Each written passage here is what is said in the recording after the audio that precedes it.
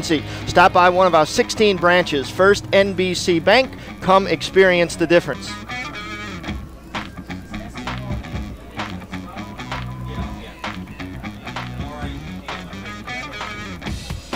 Here's the batting order for the visiting Archbishop Shaw Eagles. Leading it off at shortstop will be Peyton Fioranini. Batting second in center field is Cody Schwest. Hitting third and right field will be Garrett Shano. The cleanup hitter and left fielder is Shane Poole. The 5-hole hitter is the pitcher J.P. France. Batting sixth and catching will be Colin Landry. Hitting seventh at first base is Eric Keller. Batting eighth at second base will be Austin Soden. And hitting ninth and playing third base, Jace Nini. So the Eagles lineup, which has produced a pretty good batting average for a team this year at .318. Potent as Doug Faust of the Eagles and Joey Latino of Jesuit exchange lineups at home plate, discuss the ground rules here. And as they do so, we can tell you the weather is certainly a factor here. Cloudy skies all day, 55 degrees, but it feels a lot colder than that. The wind is out of the north at 18 miles an hour and gusting to 27 miles an hour, and it's blowing in and across toward right field here this evening. Let's take a look at tonight's Building Blocks to Victory presented by Gibbs Construction. Tonight's Building Blocks to Victory. For Shaw, give France a chance. J.P. France, a big-time arm up on the mound. Give him a chance, score some runs, and give him a chance to pitch and do his thing. For Jesuit, carry the momentum. A big win last night, opened the facility against Holy Cross. Keep that going today on Alumni Day here at John Ryan Stadium. And, of course, JP doesn't need many runs, typically speaking. When you look at what he's done thus far this year, he hasn't given up anything. As the Jesuit Blue Jays are set to take the field, the Shaw dugout, their first look at this ballpark. They've been peering around since they got here and looking forward to this contest here this evening. Do you speak fresh? At Robert Fresh Market, you can buy freshly made sushi, find fresh, locally grown, and organic produce, along with a vast assortment of signature catering items. Stop into one of 3 Robert Fresh Market stores today.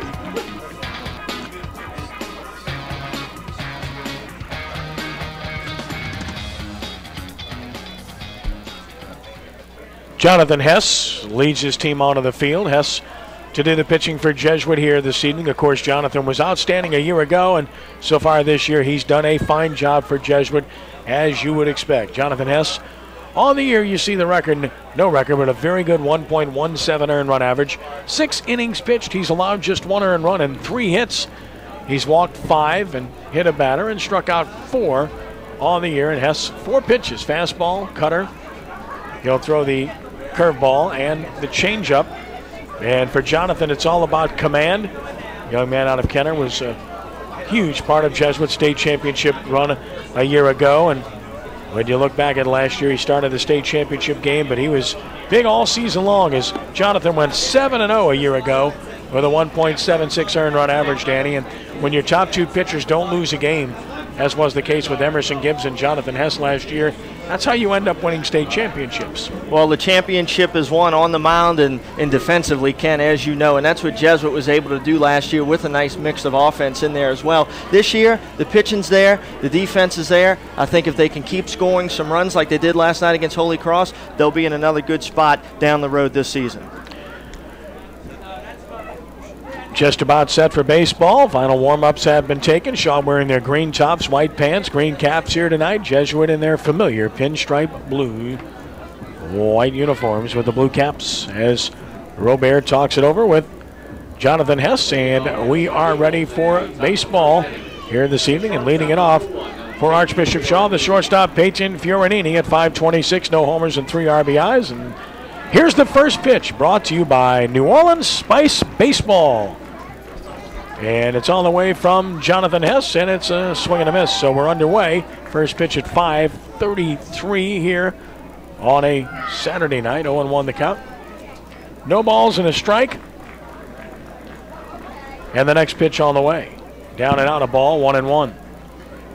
Outfield playing him pretty much straight up, but of course they're going to shade everybody a little bit toward right with the wind blowing across toward right field here this evening. Good look at Jonathan Hess, the Jesuit hurler, as mentioned, coming off of a terrific season. Fioranini waits, and the 1-1. Checked, went, and it's 1-2. Fiorenini, as mentioned, off to a really good start at 526, 10 for 19, has a double to his credit as well. Lights are on to start the ball game. Very good lighting system here at John Ryan Field. The 1-2 pitch off the end of the bat. Holding it 1-2 with Swest and Shadow on deck. Here in the first for the Eagles. Oh, Jonathan Hess Ken just needing to settle in. It's actually another big day of baseball here at the park. It's an unbelievable weekend for the Blue Jays, and once he settles in, he's going to give his team a chance to win. 1-2. Nice breaking ball. Froze him, got him for out number 1. Good night to use the terminology, froze him. Absolutely. The weather has totally changed from what it was last night out here at the ballpark. Very chilly. One gone, and Cody Swest, the center fielder, will bat. Swest at 357, no homers and 5 RBI as he stands in from the right side. Quickly the first one from Hess. Nice pitch over the outside edge. Hess, good mechanics. First thing you look for in a pitcher, Danny, and he certainly has those. Absolutely, really spotted up the fastball nicely right there, painting the outside black.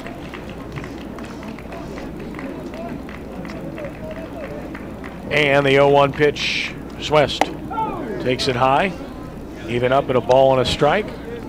You'll note that Jonathan Hess is wearing sleeves, as you would expect on an evening like this.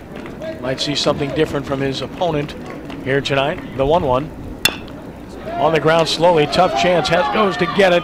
Guns, and a nice pickup at first base by Gogrieve for the out. That's well done on both ends. Really nice job by Gogrieve there of picking it and picking up Hess. You know, that's a tough play when the pitcher's got to come that far off the mound, Kenny, but a good job by both young men on that play. The next batter, the right fielder, number 5, Garrett Shano. Robert Fresh Market replay. You'll see Jonathan Hess off the mound quickly, gets over there, shifts his weight, gets a good throw off, and a nice pick by Gogrieve at first for the out. And a strike call to Garrett Shano.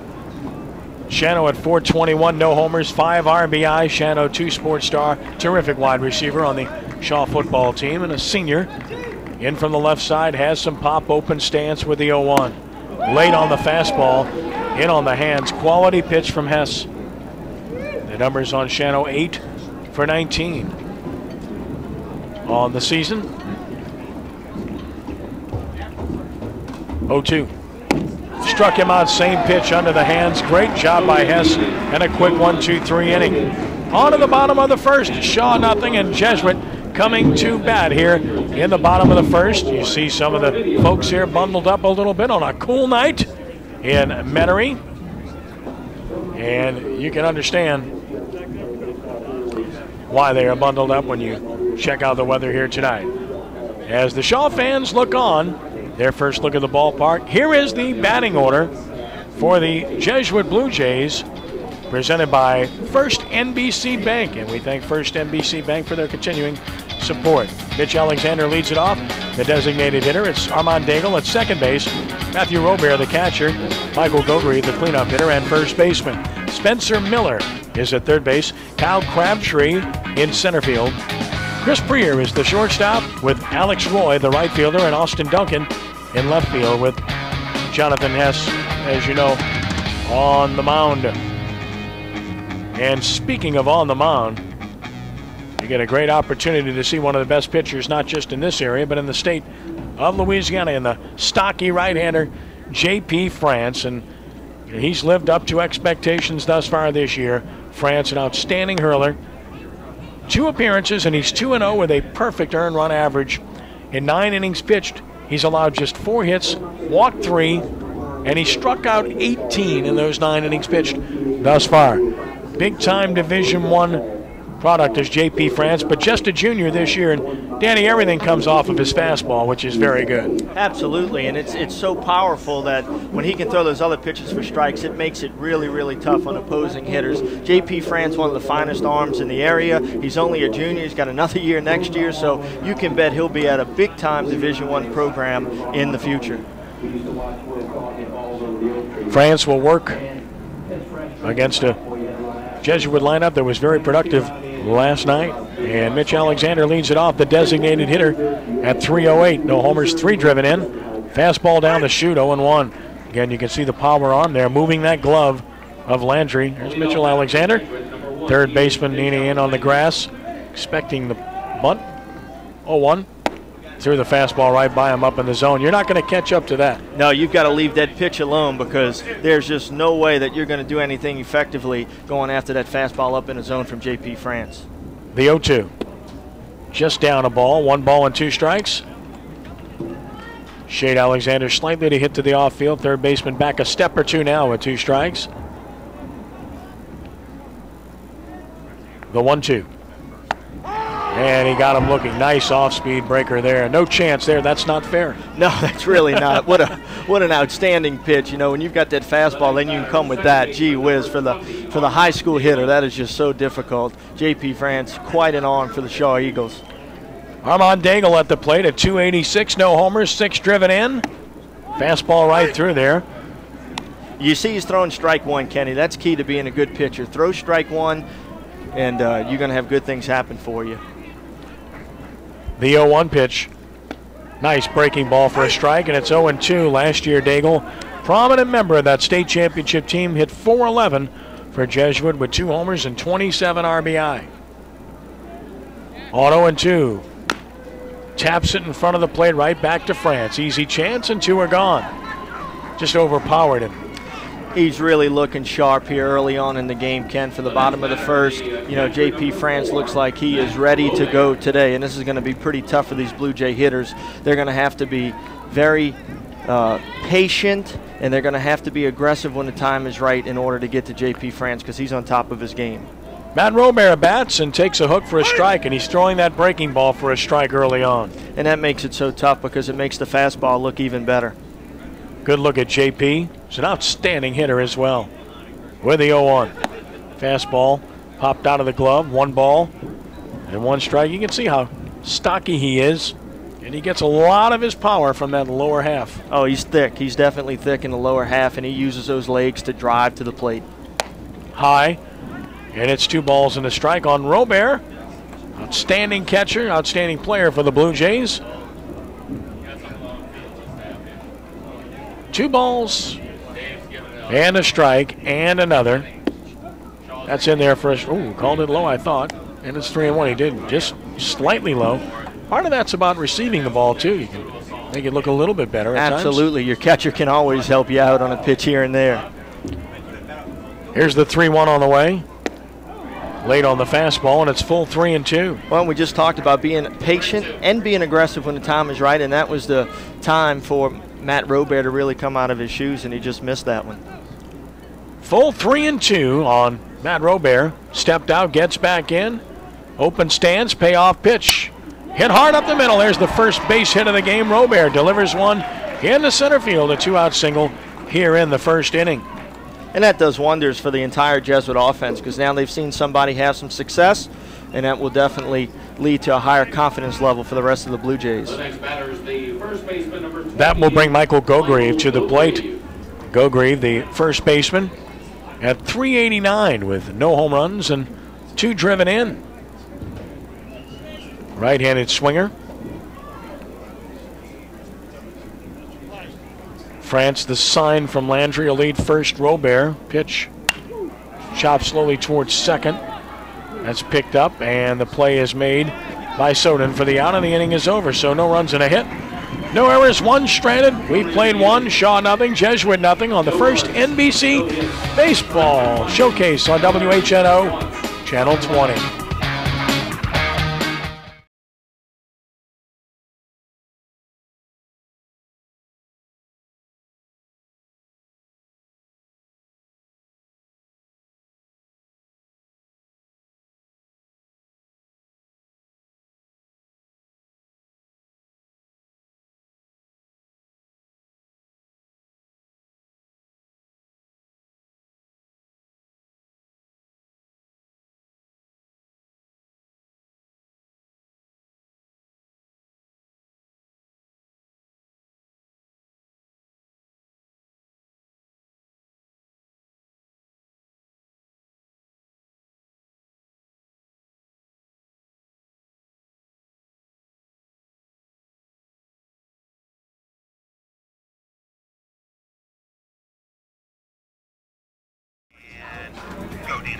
If you're interested in purchasing a DVD copy of tonight's game, send an email to prepdvds@aol.com. A representative of DW Productions will contact you with more information. Second inning begins. No runs, one hit, and no errors for the Blue Jays, and zeros across for the Eagles. And back to the mound is Jonathan Hess. Very sharp in the first inning. 11 pitches, 9 strikes, had 2 strikeouts. It's the Protein Rush second inning for dramatic muscle building morning, noon, and night. Protein Rush, distributed locally by Southern Eagle. I'm all for that. I can use a Protein Rush right now, especially after being down by that dugout for a while on the sleeves. It is chilly out there today. This weather, like we said, totally turning around from what it was a night ago. Yeah, I really want to have a private contractual discussion with D&W about the garb here tonight, okay? Here's Shane Poole to start the second, and that is just low. Poole to be followed by France and then Landry. Poole at 263, no homers and 2 driven in. On the year, a good look at Shane. Poole, a senior, the 1-0. Down a ball, 2-0. I'll tell you, Kenny, with the way J.P. France is throwing for the Eagles, it may not take too many runs to give him the run support he needs. 2 balls and no strikes. And the next one on the way. Tapped foul behind the plate. It's 2 balls and a strike. As you looked at this game coming in, as you talked about in the pregame with the coaches, you really expected that it would be one of those really good pitchers' duels and maybe a fast game. First inning was certainly indicative of that. Absolutely. We could really get moving on and off the field here tonight where 1 or 2 runs wins the game. 2-1. Down a ball, and it's 3 balls and a strike now to Shane Poole. Play him straight up defensively. Again, the wind is pronounced, blowing in and across toward right field. The 3-1. And that's in there at the knees to fill the count at 3 balls and 2 strikes. And that was a big key to Emerson Gibbs' success in the opener in this ballpark that was televised live on WHNO, and that was the fact that he did not walk anyone. Payoff pitch on the way. And he just missed for ball 4, so there is the leadoff walk to start the second inning. Poole is aboard. Well, that's what you need. You get that leadoff man on. It gives you a lot of offensive options, and you see Doug Faust down there flashing the signs, and we'll see how the Shaw Eagles approach this situation having the leadoff man aboard. J.P. France, terrific two-way player at the plate. Lead by Poole. Check by Hess brings it. And this is rolled slowly toward third, foul ball. So a foul ball, and it's no balls and a strike to J.P. France. And what a year he's having. We've talked about his pitching prowess, but he's a .662 hitter with no homers and 2 RBIs on the year. I'm not exaggerating. .662. J.P. is just raking here over the course of the early season. I mean, that's crazy, right? Oh, absolutely. .660. He's a heck of a high school athlete, high school baseball player. He can do it all. 0-1 the count. Stretch. And the pitch. Double play ball towards second. 1 and 2. The eraser, 4-6-3. Daigle to Prier to Gogrieve.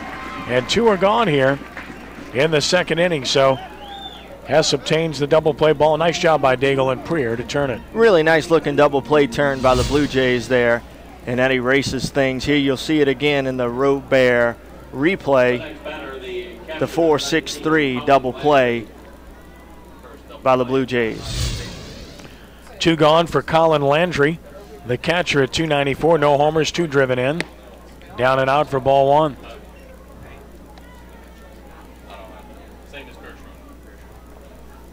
Two gone in the second. Nobody on. No score. Landry has a double on the season. And he is ahead in the count. 2 balls and no strikes. Landry, a junior. See him on the mound as well. Hess with the 2-0 pitch.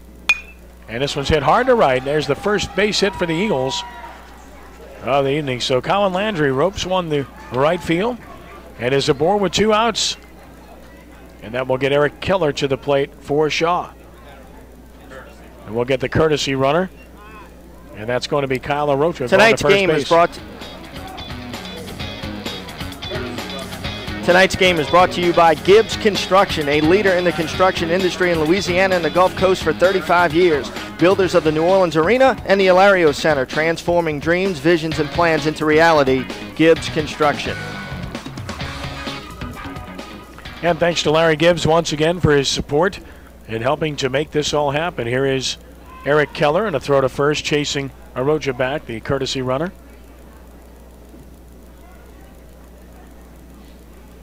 Keller at 250, no homers and RBI.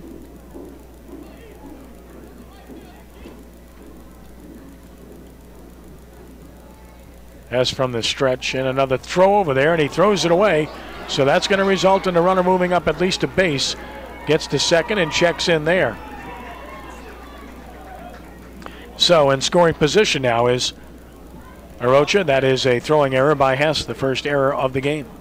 Well, with the pitchers that are on the mound, you'll see it again, the throw getting away from the first baseman, Grieve, and the runner moving into scoring position. So Shaw with a man on second, 2 outs here in the top of the second, a chance to try to take a lead.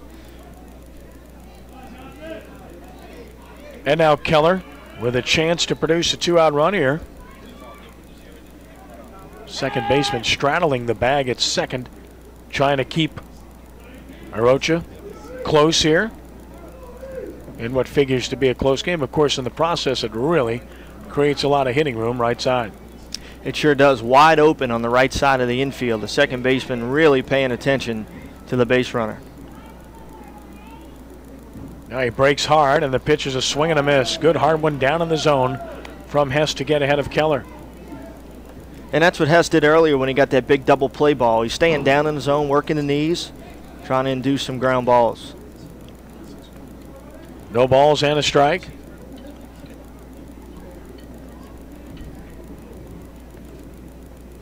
With another. Down, and the count evens at 1-1. But you know, like you tell your pitchers, Ken, if you're going to miss down in the zone, and that's what Jonathan Hess is doing right now. He's trying to work the knees and stay away from the power zone of these big Shaw hitters. Count even at a ball and a strike with a runner second and 2 outs here in the top of the second with no score.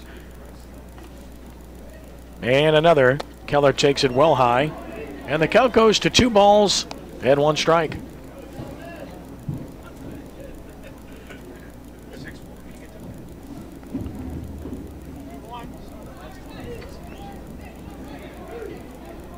Two and 1 the count.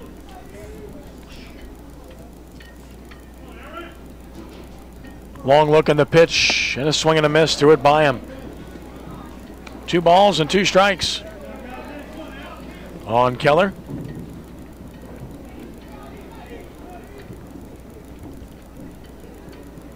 A big pitch right here for Jonathan Hess with this Eagle runner in scoring position. And Daigle holding the runner, and he'll break hard right before the pitch is delivered, and a breaker got him. Perfect pitch out of Reg, inning over. Jonathan Hess with his 3rd strikeout of the game. No runs, no hits, or 1 hit rather, no errors and 1 stranded. Bottom of the second coming with no score here from John Ryan Stadium.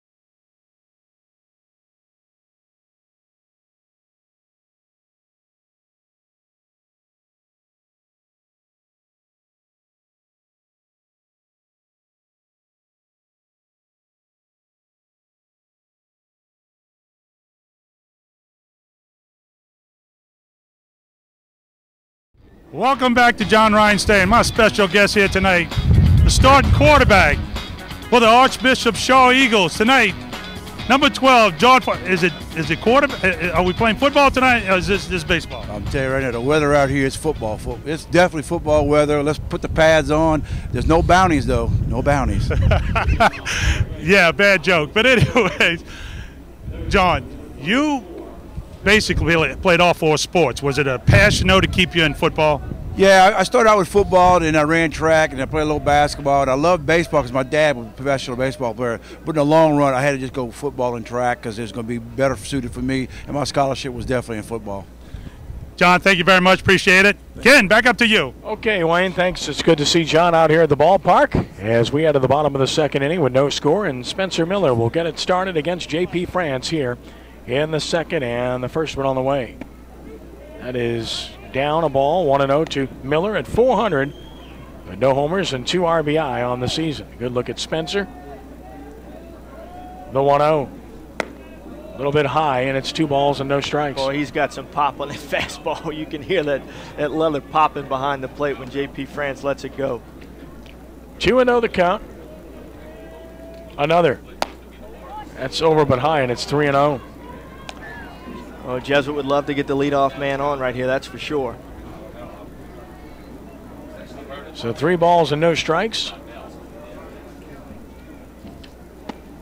And ball 4, so a 4-pitch walk puts Miller aboard here to start the 2nd inning for the Blue Jays, and Kyle Crabtree will come to the plate.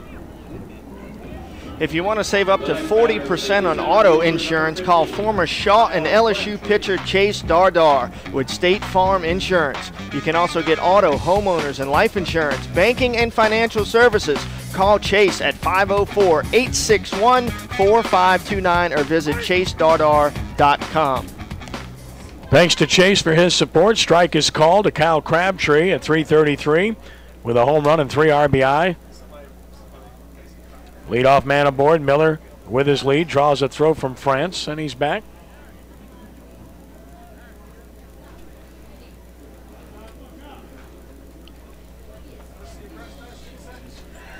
Miller will again obtain his lead.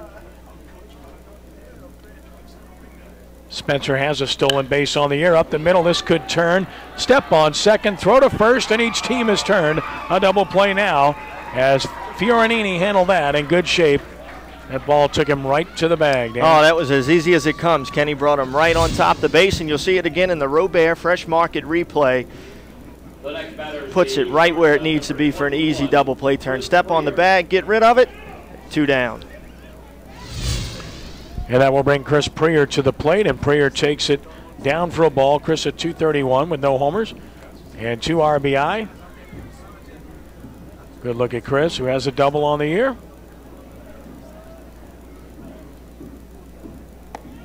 Fastball popped out of the glove. Pretty good pitch, but when you don't handle it cleanly, sometimes you don't get the call. That's for sure. You know, those umpires, they want to get in a little rhythm with that catcher. They want to know where the pitcher's going to be, but they also want to know how the catcher is going to receive things. Right down the middle, and 2 balls and a strike now to Preer. Nobody on, 2 outs here in the bottom of the 2nd. We have no score from John Ryan Stadium.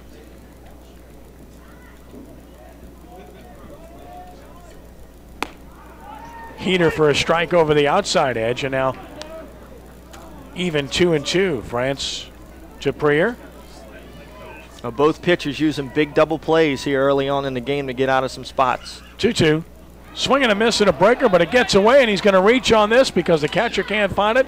That's a strikeout wild pitch, and Preer is aboard.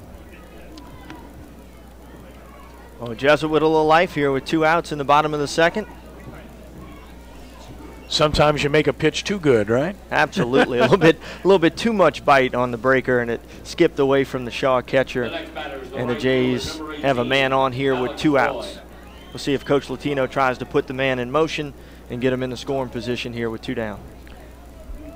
Alex Roy will bat with Preer the base runner. Roy is at 100 with no homers and an RBI. Stretch pitch. That one got away. That's another wild one. Back to the screen, and as a result, a runner in scoring position now for the Blue Jays. And that's how fast things can change, Kenny. You know, you've got 2 outs and nobody on. Now you've got a man standing on second in scoring position. So 1 ball and no strikes. And when you go back and look at that double play turn by the Eagles, it's really important now. Fastball missing low, 2-0.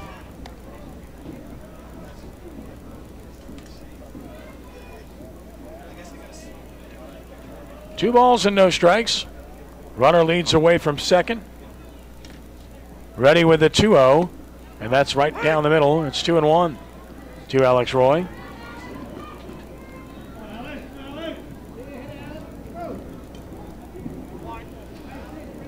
Two balls and one strike.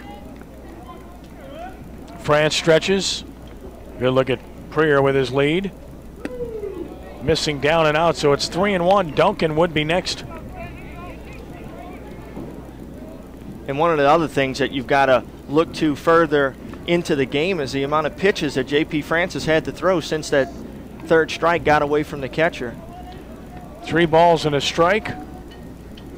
And this misses for ball 4, so another base runner. 2 walks and 2 wild pitches in the inning. And now Jesuit with 2 on, 2 outs, and Austin Duncan to the plate. Want to see your athletic event on TV? It can happen. Contact the pros at DW Productions to find out how. Call Danny Ream at 481-5897 or Wayne Barber at 858-6305. This is over but low for a ball to Austin Duncan. Duncan at 182, no homers with an RBI. 31 pitches already in the game for J.P. France.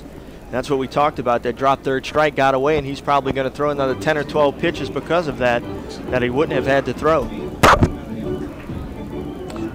So the visit taking place, and you just see a pitcher all of a sudden go from being right where he needs to be to scuffling a little bit.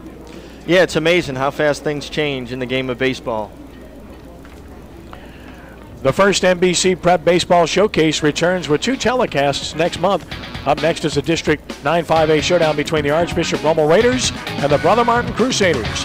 Join us for the tape-delayed broadcast April 9th at 8 p.m. right here on WHNO Sports. Here's Duncan. Down a ball. 1-0. Make it 2-0. Should be 2-0, I believe, on Duncan. Left-handed hitter. Ahead in the count, 2 balls and no strikes. France brings it down the middle with this fastball, and it's 2 balls and a strike. You see France pitching without sleeves, Danny. Is that psychological or comfort, or what do you think? Probably more comfort than anything. Yeah. I would imagine he probably just doesn't want the extra, clothes on when he's out there on the mound. 2-1. Nice pitch at the knees, and it's 2 balls and 2 strikes. Likes to feel nice and loose, I'm sure. Doesn't want any extra garb on. 2-2 the count. Runners with their leads. And now the 2-2. Change speeds on him, and is down and in, and it's full 3-2. Now the runners get a head start. Big opportunity for Jesuit. Base hit will definitely score 1. A double should clear him with the runners moving on the pitch. There they go. Payoff pitch and a foul back. He had a good pass at that one, but it holds 3-2. See if the Eagles may work in a little pickoff play here. Try to see if that runner gets a little over anxious at second base. Takes off a split second too soon. 3 balls, 2 strikes. Payoff, and he missed inside. The bases are loaded with 2 outs, so 3 walks in the inning to go with a couple of wild pitches, and you turn the lineup over for Mitch Alexander. J.P. France wanted that call. He wasn't overly happy that he didn't get that fastball strike call there, but nonetheless, the Blue Jays with the bases loaded, and was that double play turned earlier in the inning huge for Shaw. France to Alexander, and I don't know. 1-0 the count.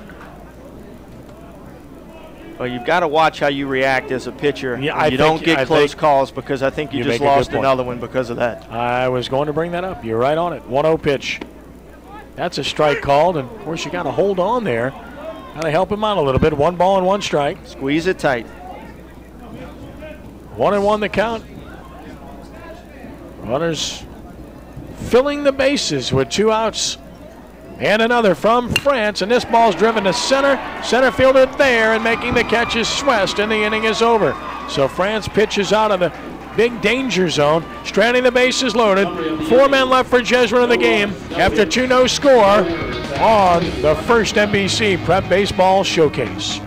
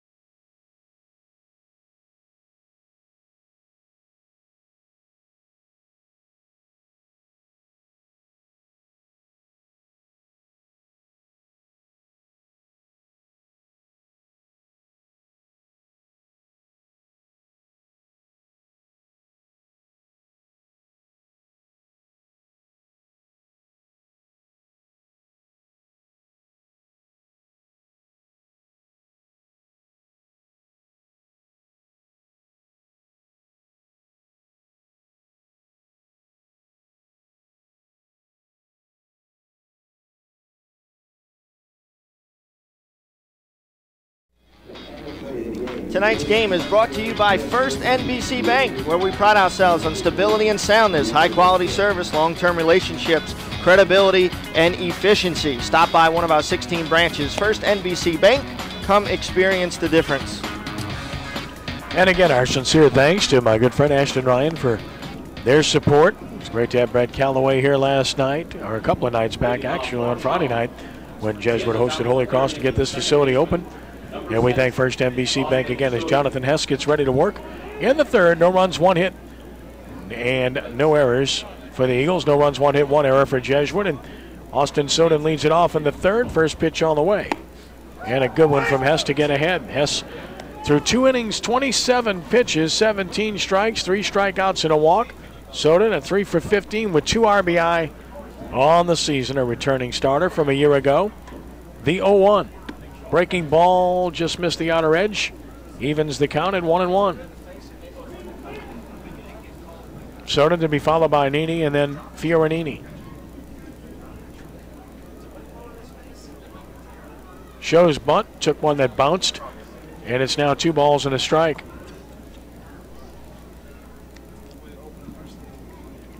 Nighttime is in full effect here in Metairie. 2 balls and 1 strike and another on the way. And it's 3-1. Hess walked the leadoff man last inning but pitched around it. Soden will be very selective here. Doug Faust, good man, great baseball family. 3 balls and a strike. Another from Hess. And this is hit hard to center. Soden spanks it hard back through the originator, and the leadoff man is on for the 2nd straight inning for the Eagles, and that's their 2nd hit of the game. As Austin Soden is aboard. Tonight's game is brought to you by Big Easy Scooters. Want a new exciting way to zip around the city? Big Easy Scooters offers sales, service, and rentals on the leading brands. Come see us at 3926 Magazine. Call us at 269-6465 or visit our website at bigeasyscooters.com. Chase Nini to the plate and a throw to first, driving Soden back. Nini hitting at .400 with no homers and an RBI on the year. 2 for 5 at the plate. He's played in 3 games. Getting a start at third base in this one. Soden with his lead. And Hess to the plate. High strike, it's 0-1. That was really a nice job of hitting in the previous at-bat. 3-1, you know you got to get a pitch to hit. He got it, cracked it right back through the middle Shaw with the leadoff man on. Austin Soden with a stolen base on the season. With a lead and another throw over there. So they're checking him. Hit and run's a possibility. Straight steal is a possibility. The bunt is a possibility. Well, especially with these new BB Core bats, you've got to play the whole game. You've got to pick your spots to be aggressive. And the Blue Jays are keeping a close eye on the Eagle base runner. On 0-1. Hess brings it. And that's down to equal the count at a ball and a strike. Shaw was in the state championship game in 4A in 2007 most recently. Jesuit, of course, the defending 5A state champion and winners of 20 state titles. Snap throw to first, and he threw it away again. Second time that's happened, and how far can he go? He's going to round second. He's on his way to third. He's going to get to third easily, and the Eagles have a big threat with a runner at third. And nobody out, so the second throwing error on a pickoff move by Hess. Yeah, you know, Jesuit trying to keep an eye on the base runner, but they've let two of them get away over there. Now the Eagles in a great position with a man on third and nobody out. And in a game like this, you've got to try to score this guy from third here. There you see it get away once again. Just skipped it in over there. Gogreve couldn't come up with it, and it got even further down into the corner than the last time. And the base runner able to go first to third on your Robert Fresh Market replay. And that was a short hop, really very difficult for Gogreve to stop. 1 ball and 1 strike.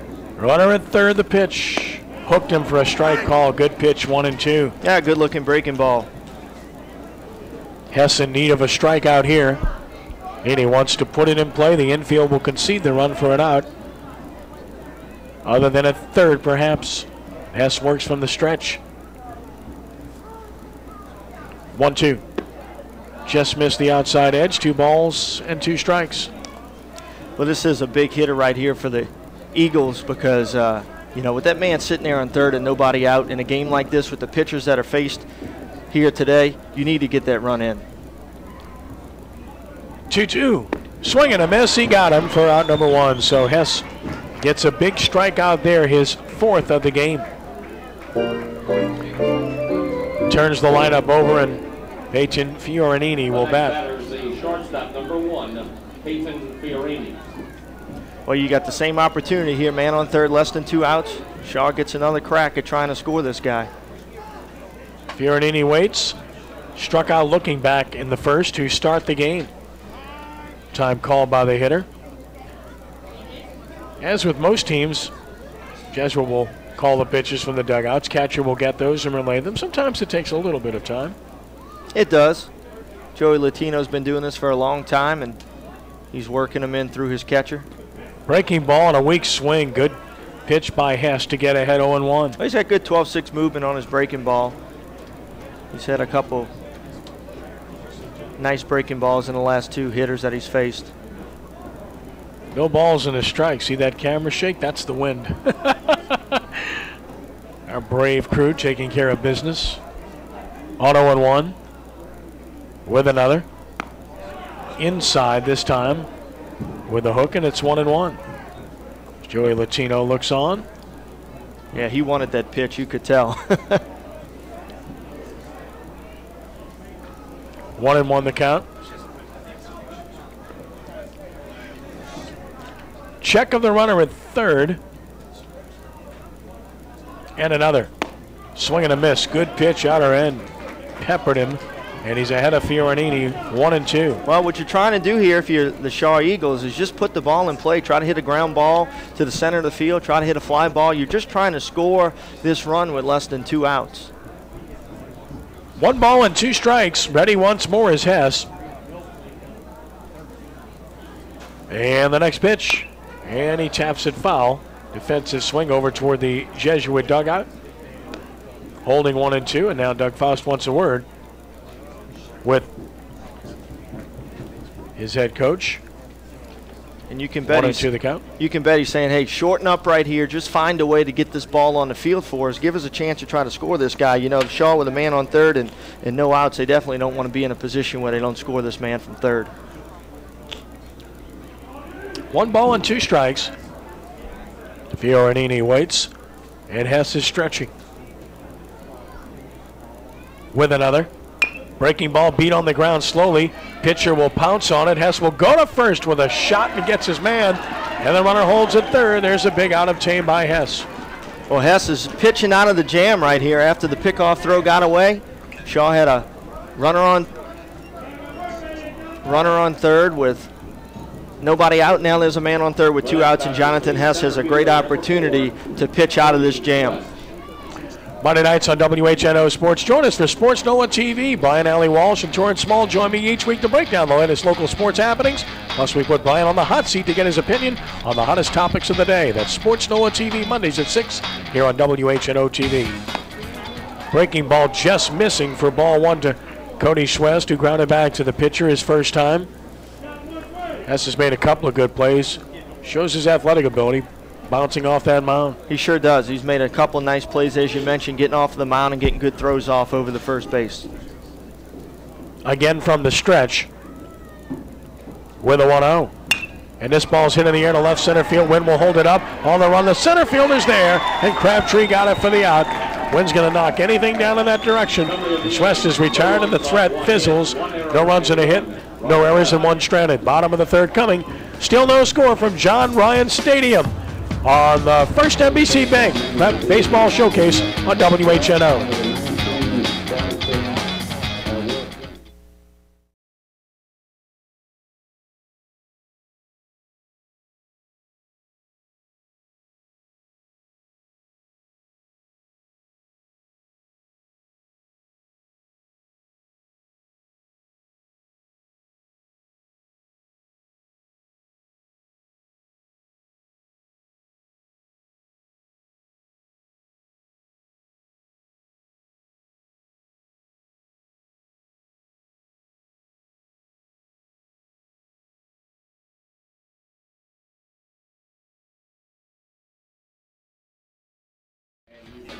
Green Benefits is your local employee benefits specialist, offering individual and group insurance, health, life, disability, dental, vision, and more. If you're a business owner and want to receive a free benefits assessment, call 481-5897. I highly recommend it. I know the guy. Highest integrity. I'm not reading copy now. J.P. France back to the mound. Loaded the bases with walks in the second, got out of it, and now deals with the heart of the order. In the bottom of the third, Armand Daigle, Matt Robert, and Michael Gogri. 40 pitches for France already, and the first one here is high and away. Daigle grounded to the pitcher his first time up and gets it started here in the bottom of the third. Well, you know, that's something that you're going to have to keep an eye on, and that's the pitch count of J.P. France. Pretty high for only being in the bottom of the third right now. Up and out, 2-0, falls behind here. 2 balls and no strikes. France on this brisk evening brings another fast strike, and it's 2-1. And that's why we talked about the Jesuit hitters having to be patient. And the reason that you have to be patient is to try to do this, to get his pitch count up as quick as possible, try to get into the Shaw bullpen. Obviously, the arm coming out of the pen will not be as good as J.P. France. Pop first base side. Wynn is blowing it. First baseman over, and he doesn't see it. It's way out of play, and you could tell that was going to happen. As soon as it got that high, the wind's going to blow that out of here. And it did. And it's 2 balls and 2 strikes. Wind blowing hard with this cold front coming through the area tonight. 2 balls and 2 strikes the count. Daigle will stand back in. And the 2-2 pitch. Breaking ball missed, and now he's full 3-2. This kid was a really good player for Jesuit a year ago. He sure was. One of the keys in their state championship run. Payoff pitch. Fastball just missed again. France stares in once more. And that's a leadoff walk to Daigle here in the third. And to be fair, these are close pitches. They are. They're very close, and J.P. France is getting a little frustrated that he's not getting some of these borderline strike calls. Here's Matt Robert, who singled his first trip. There goes the runner. Got a big jump, and the pitch is a ball and no chance. Tremendous jump for Daigle, and he's in scoring position. I don't know that France forgot about him or was frustrated or just didn't check him there, but I mean, that jump was enormous. Daigle took that one pretty easily, and the Blue Jays in a nice spot here with a man on second, nobody out. France needs to keep his cool here. 1-0 the count. And this is up, and it's 2 balls and no strikes. But the thing that you've got to be concerned with if you're Doug Faust of the Shaw Eagles is his pitch count, like we just talked about. His pitch count. You know, you're approaching 50 pitches now. You're only in the bottom of the third. This is number 49. 2 balls and no strikes. Runner second, nobody out. And the pitch to Robert. And he missed down and out, 3-0 with Gogrieve on deck.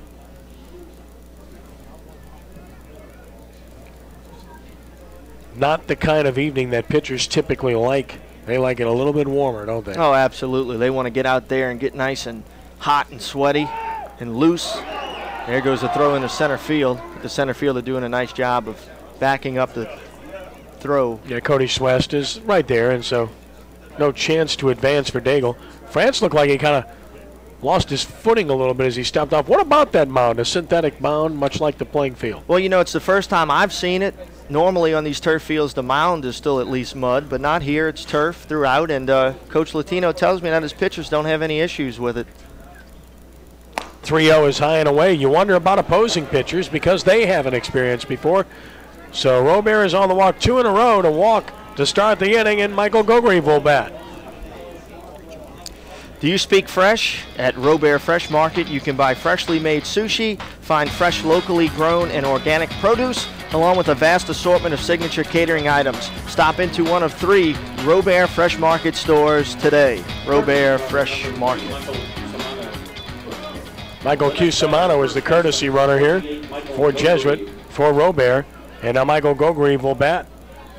Gogrieve grounded the second, his first time up, 2 on, nobody out. Let's see how they play it. He is swinging and takes it for a strike. It's 0-1. Well, you know, with men on first and second, nobody out, it'll be interesting to see if Coach Joey Latino decides to put the sacrifice bunt on here or not. No balls and a strike. That's what I was just referring to. Third baseman cheats in a tad. And a turn towards second. Trying to get an indication right there from the hitter. None forthcoming. Doesn't look like it so far. Looks like he may be playing for the big inning, as he likes to do. On 0-1. Here's another. Breaking ball away, and it's 1-1. JP had very good command early, and he's really struggled of late. Yeah, you know, he had some borderline pitches he didn't get. It looked like it frustrated him a little bit. He may have lost a little focus, but, you know, he's a good one on the mound for the Eagles. 2 on, nobody out, and fouled. And the count down to 1-2. Spencer Miller is on deck. France would like the strikeout. Ball and 2 strikes.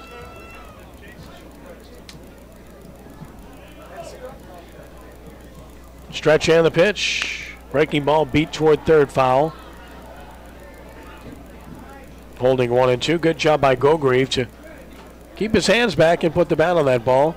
Well, you got to fight here with 2 strikes, and you know what you're trying to do is just advance these runners. You know, play fundamentally sound offensive baseball and move these guys along. Still 1-2.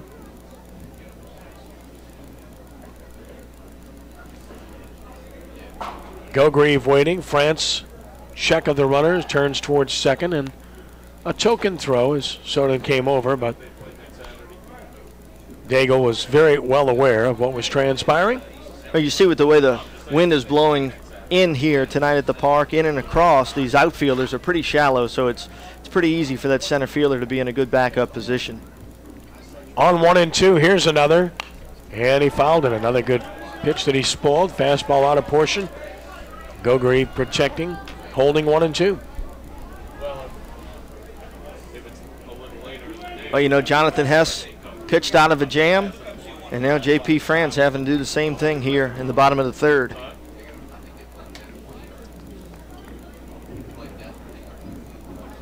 Holding at a ball and 2 strikes. Ready once again with a 1-2 pitch. Sits high, and it is 2-2. When he has missed most frequently, it's been up rather than down. It sure has, and he looks like he's not himself right now. He needs to try to just take a deep breath, bear down, and get back in the zone a little bit better. 2-2, and he gassed him, and Gogrieve chases, and there's the first out of the inning. So 1 gone, and Spencer Miller will bat for the Blue Jays.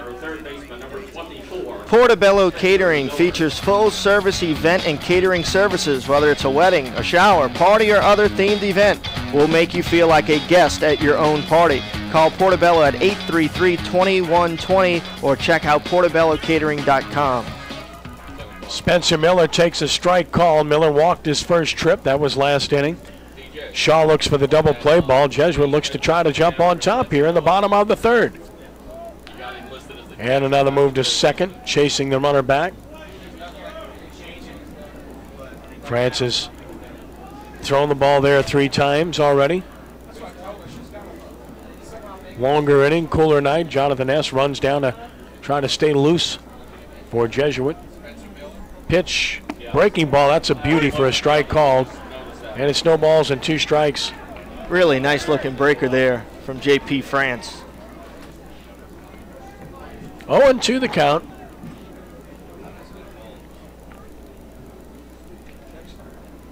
Looking over toward the Jesuit dugout. 0-2 the count. Need somebody on guard duty. That's what they were waiting for. Can't leave that catcher exposed. On 0-2, France to the plate.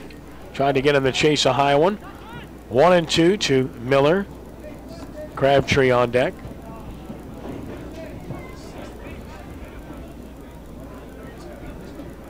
One ball, 2 strikes with 1 out, and a pickoff fake to second. Nothing doing. Well, J.P. France working all angles to try to get out of this jam right here, keeping a good eye on the base runners, also trying to focus and make key pitches to these Blue Jay hitters. On 1-2, runners go, and a ground ball to second will keep them out of the double play. Flip to second, safe, back to first, safe. Runner breaks for the plate, and he will score.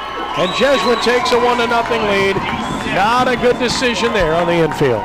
No, that second baseman for the Eagles needs to just pull that grounder in and go to first base with the out. Once the runner started on the pitch, that really took the double play out of order. And that one, you just take it, go over the first and get you shore out and keep playing the inning. But he goes to second with it. The runner is safe, and then the throw gets away from the first baseman. The Blue Jays with heads-up base running take a 1-0 lead. Really was, as Daigle just kept going, and he scored. And Robert gets to third. Miller reaches on the error. Runners at the corners. Here's Crabtree with Jesuit on top and a 53, nothing doing. Crabtree grounded into a 6-3 double play his first time up there.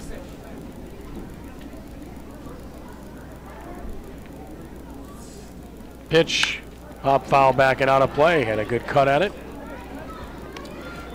Runners on first and third. We'll see if the Blue Jays put the runner over at first in motion here at some point in this at-bat. 0-1 the count.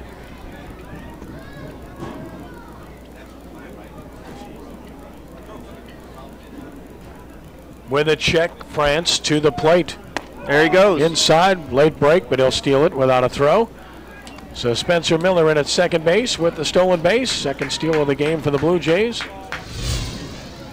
All right, here's your Robert Fresh Market replay.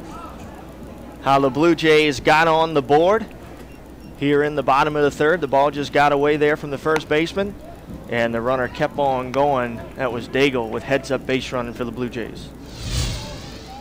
Well, if you just take the play at first, it's the second out of the inning. In France, with the way he pitches, you got to feel good about his chances of getting out of it. 2-1 the count. Threw it right by him. 2-2 now. And when you see a pitch like that, Kenny, where he just takes that fastball and just throws it right by him, that shows you the type of pitcher that J.P. France is, and he's a heck of a Division I prospect. 2 balls and 2 strikes. And another. Way high. And it is full 3-2. So 3-2 the count. Prier on deck. France is ready. Payoff pitch. Fastball foul back. Crabtree battling. Holding 3-2.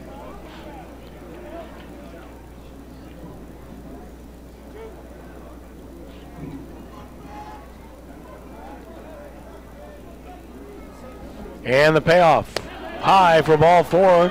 So you've got runners on every base now. Loaded up once more. Second straight inning. Jesuit has loaded the bases. thanks to some control issues.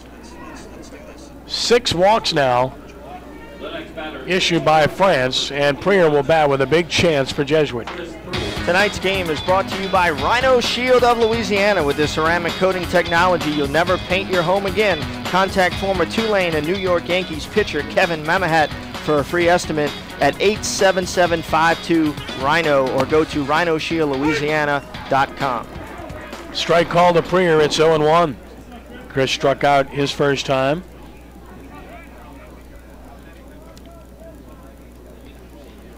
And the base is loaded for the Blue Jays. Foul back. It's 0-2.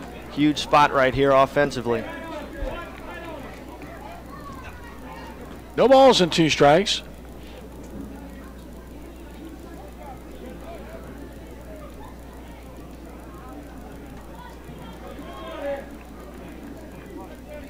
Runners will lead every base on 0-2. And the pitch missed inside. 1 ball and 2 strikes to Prier.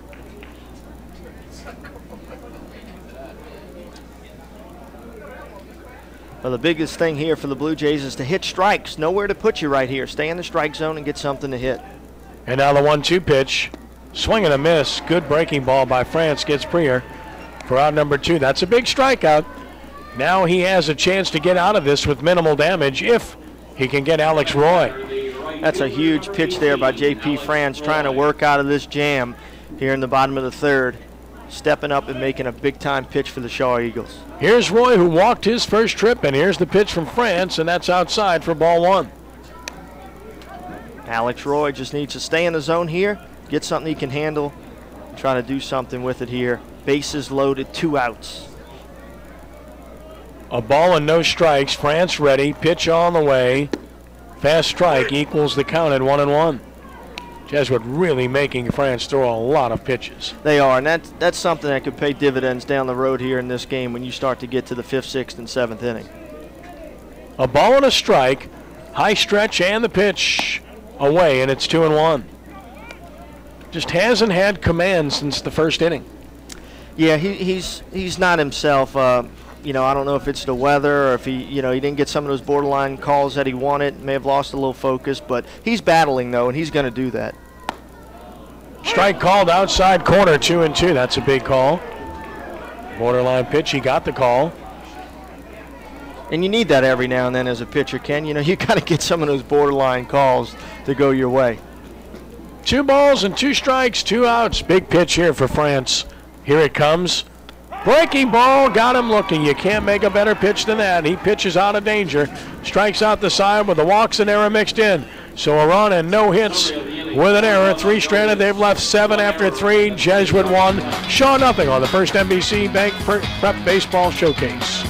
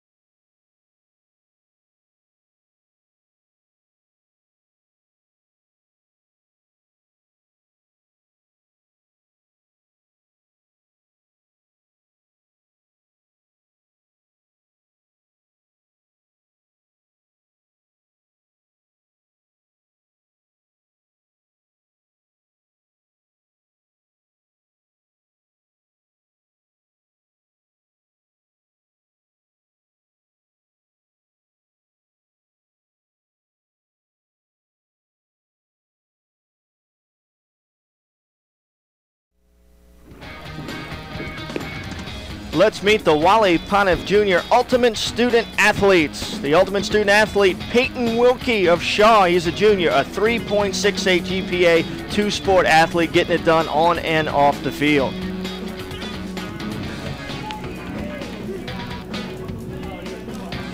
For the Jesuit Blue Jays, their Ultimate Student Athlete, Jonathan Hess. He's a senior, a 4.14 GPA.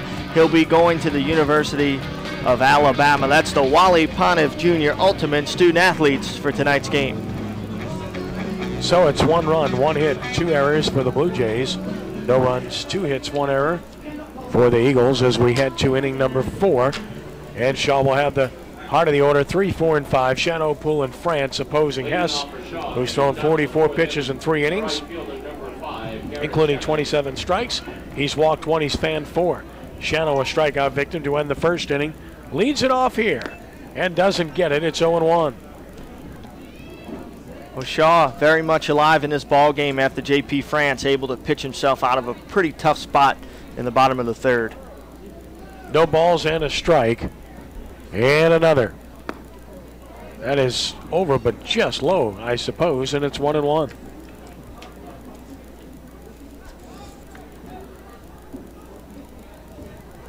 A ball and a strike. And another on to way to Cheno, and this is hit toward the hole. Cut off first baseman Gogreen. Hess can't handle the throw, and Cheno is on. It looks like an error on the pitcher who really probably should have had that throw, Danny. It's been a really good pitching performance. We'll take another Hess, look. but trouble in the field. At that play again on the Robert Fresh Market replay, there you see it just looked like Hess kind of took his eye off. He was worried about being able to hit the base and catch the baseball at the same time. It didn't work out for him, and that's your Robert Fresh Market replay. So the Shaw Eagles with the leadoff man on after the error. Shane Bull walked in the 2nd inning, and we'll bat here with a runner aboard. Shaw has a chance to get something going. Leadoff man on for the 3rd straight inning for the Eagles. Snap throw to first, safe. So even though he's had a couple of errors throwing to first, he's still going that way. Chano, of course, a very good runner, as we know from football with his outstanding job as a wide receiver. Has 2 stolen bases in as many attempts. Has his lead.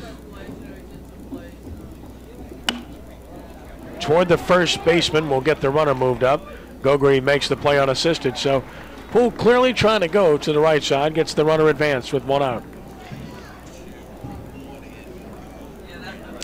If you want to save up to 40% on auto insurance, call former Shaw and LSU pitcher Chase Dardar with State Farm Insurance. You can also get auto, homeowners, and life insurance, banking, and financial services. Call Chase at 504-861-4529 or visit chasedardar.com. J.P. France will bat. France is grounded into a 4-6-3 double play. Runner in scoring position. He can help himself here. And that unusual defensive alignment that Jesuit utilizes with a runner at second. More on that in a moment. A ball high, 1-0. I don't know if our cameras are capturing it, but Armand Daigle, the second baseman, will stand on the bag until just before the pitch is about to be delivered. Then he will sprint a good 20, 25 feet, Danny. That's not typical. No, you really don't see that a whole lot. That's something new that we're seeing here tonight out of the Jesuit second baseman as far as how they hold the runner on second. Tap foul. Normally, it's 1-1. Normally those middle infielders, you know, they'll bounce in a little bit, just let you know they're there, and then they get themselves back into position with a few shuffles, you know, back out to their normal range once the pitch is ready to be made. And Daigle, like you said, actually goes right to the base. He is right next to the base, and then he's on a hard sprint to get himself back into position to try to cover some ground as the pitch is made. 1 ball and 1 strike on France with 1 out and 1 on. Daigle breaks, now the pitch down, and it's 2 balls and a strike to J.P. France, who has a couple of RBI on the year.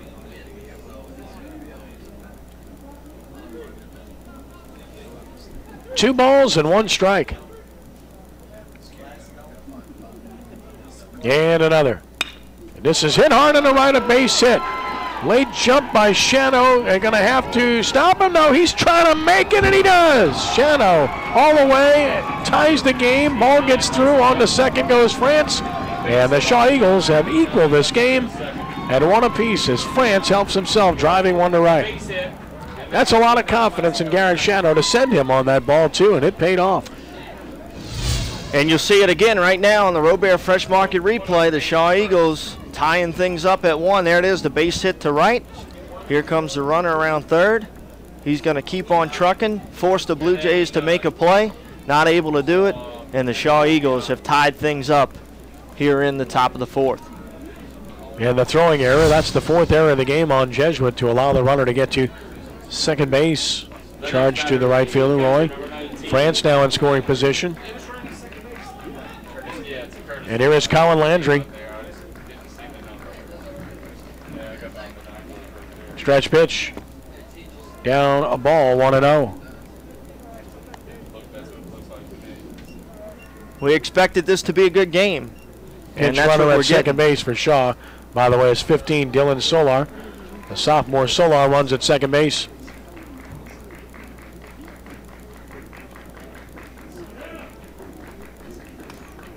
Long look.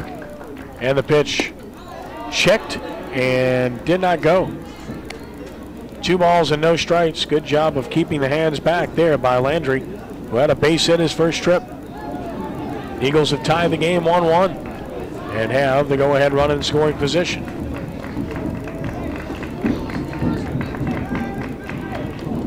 Hess steps off. Things have slowed a bit here. This game has not been quickly or crisply played. It's been kind of slow moving. 2 balls and no strikes. And another. And he missed the outside edge with a curveball, and it's 3-0. Keller is on deck. Oh, Jonathan Hess really needs to step up right here because the Eagles have a little momentum. They're feeling probably as good as they felt offensively all game right here in the top of the 4th inning. On 3-0. Hess has to come to Landry, and he does not. Walked him. So it's 2 on and 1 out, and a chance for Eric Keller of the Eagles. Time call, we'll get another courtesy runner here. This is going to be Kyle LaRocha to run at first base for Colin Landry. Our center field camera coverage tonight brought to you by Gibbs Construction, with strong relationships and strong results for 35 years. It's cold out there too. That wind is whipping through the ballpark. It is chilly. And let me tell you something, he's a brave man, and we appreciate him. Eric Keller struck out looking in the 2nd inning. Time is called here.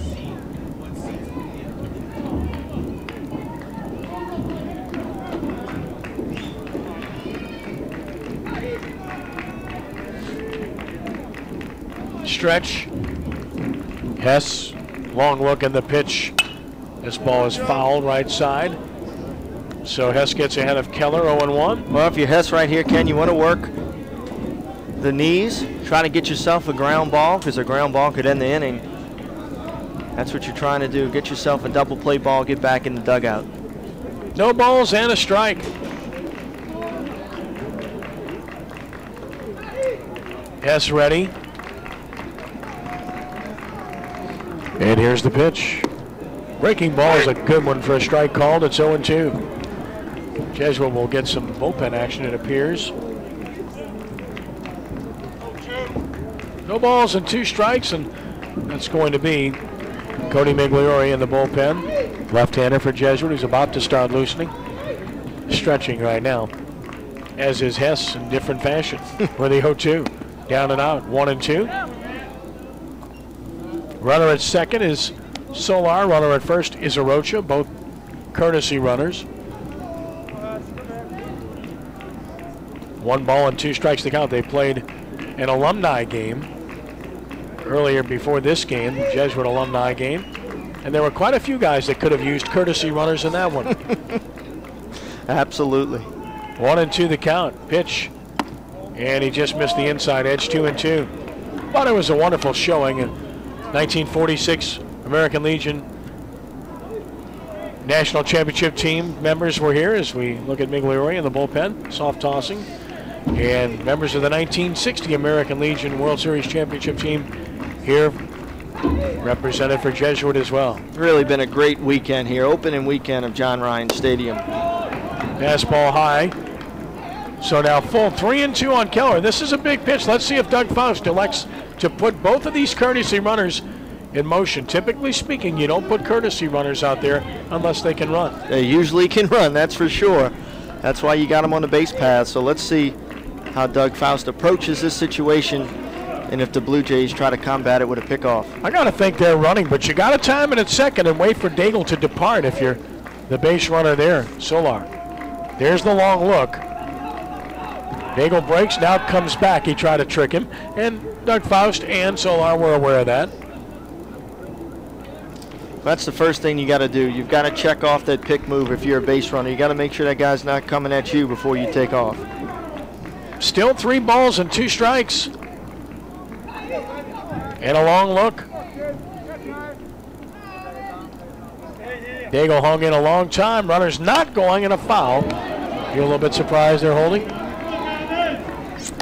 Well, you know, like you said, it's just with the way that Jesuit holds the runners on second, it's really difficult to get yourself moving. Normally, if you're going to try to steal third base, you've got to have what they call a moving lead, where you've got some momentum and you're kind of moving, you're getting out there, and then you take off to try to take the base. And it's hard to do that with that second baseman right there. But if you time it right, I think it's easy, because he's running back to his position. There's no way he can backtrack when he like that. If you know, I mean, he's sprinting away.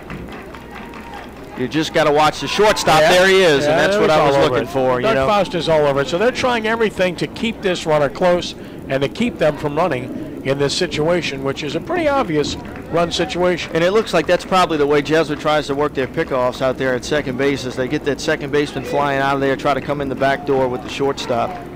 On 3-2, runner's not going, and a swing and a miss. Big strikeout. Hess gets Keller on the hook for out number 2.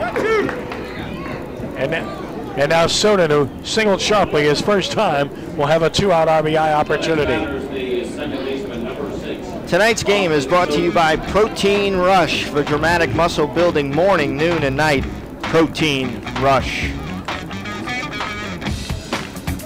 So with 2 on and 2 outs, Austin Soden, who singled sharply to center, bats. And the pitch, just missing the zone. 1-0. It's not been a big strike zone here tonight. No, it hasn't. You know, there's been some borderline pitches that both of these pitchers wanted to get and they didn't get. And it makes it even tougher for those guys, you know, because like we said, you've got to get those borderline calls here and there to be effective on the mound. 1 ball and no strikes. And another, and ball 2, and the hitter was trying to step out there, Danny. He got a break as the pitch was high. He was taking a step away from the batter's box and quickly jab step back in. Well, you know, you got to make sure that the umpire gives you time. You know, you can throw your hand up and ask for it, but that home plate umpire has to recognize it and give you time before you get out of that box. 2 balls and no strikes.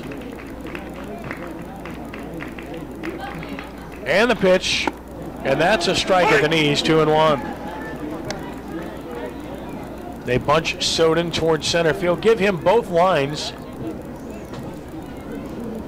Very spacious park here at John Ryan Stadium, Alumni Field.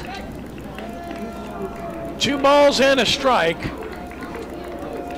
And another strike call, 2-2. Nice looking breaking ball there from Jonathan Hess. Well, the one thing we thought when we first saw this ballpark came to fruition in the first game we did on Friday night when Jesuit played Holy Cross. 2 triples with big gaps here. This is a good triples park. You can really get motoring. You're exactly right. Time called. Soden stepping away with a 2-2 count, 2 on, 2 outs. Tied at 1 here in the top of the 4th inning.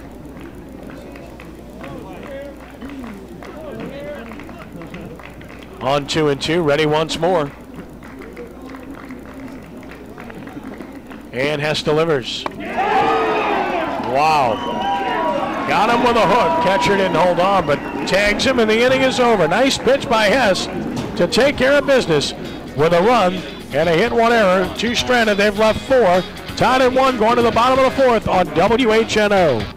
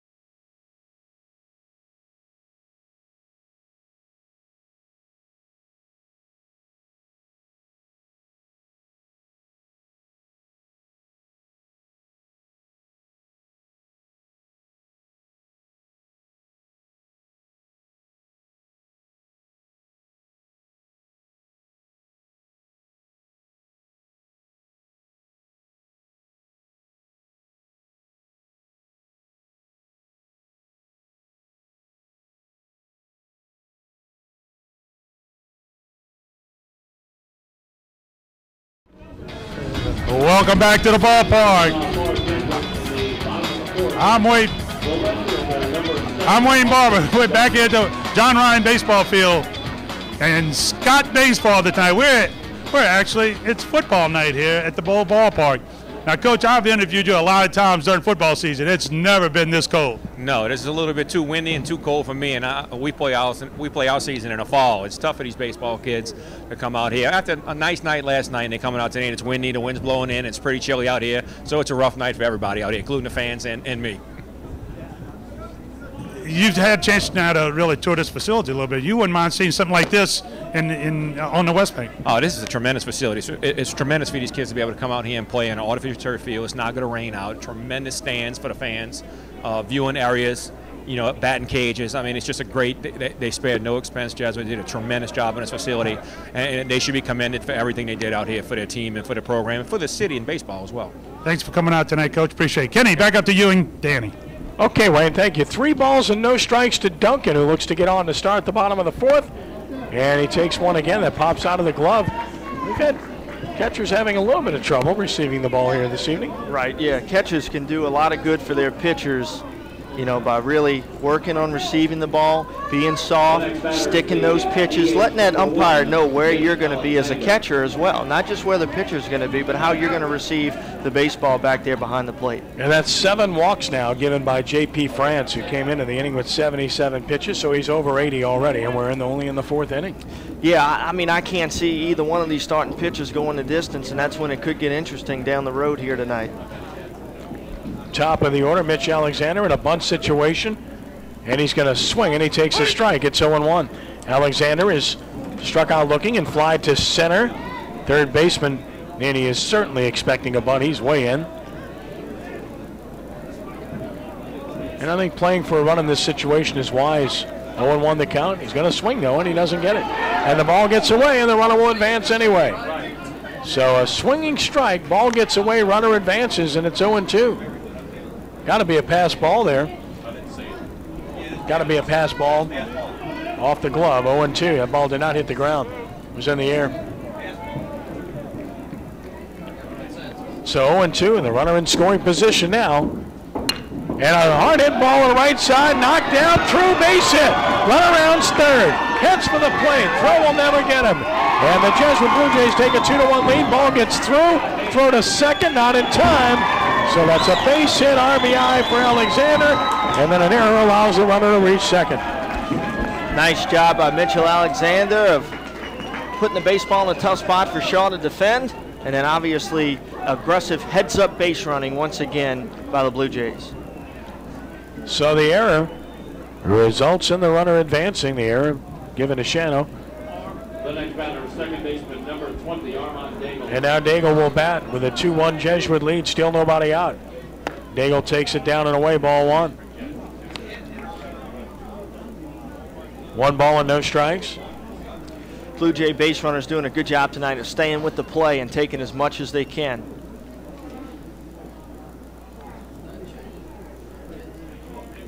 And the 1-0 pitch is down. It's 2-0. To Armand Daigle. Walked and scored in the 3rd, grounded out in the 1st. Jesuit on top 2-1 here. And a real chance for the Blue Jays to open up a little bit of a lead here, some cushion. That is over below, and again, you see the pitch and how it moves the glove, and I think that's clearly impacting the calls. 3-0. Well, this is a good umpiring crew we've got out here tonight. These guys do a lot of college ball in the area, and they know what they're doing. So, you're going to get a true zone back there behind the plate, that's for sure. 3-1 the count. That's a man there, sleeveless. I like it. I can handle this. 3 balls and a strike. And the pitch. Ball 4 high, pops out of the glove again, and the runner reaches. So that's 8 walks by France, and you wonder how long he will go. And now Robert with a real opportunity. Again, swinger bunt, we'll see. Robert has singled and walked. Very good game at the plate for Matt. Again, it was a pivotal part of Jesuit state championship game and state championship title of a year ago. First and second with nobody out. 3-hole hitter up. A good offensive spot to be in for the Jesuit Blue Jays. France with a sign. Brings it to Robert, and that's high. 1-0.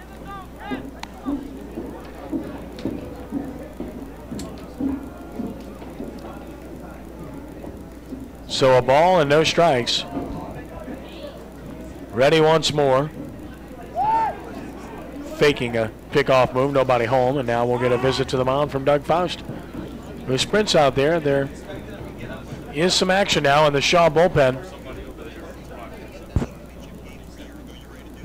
So the Shaw bullpen is busy with a right-hander, and that would be number 16, who is Ian Aguilar.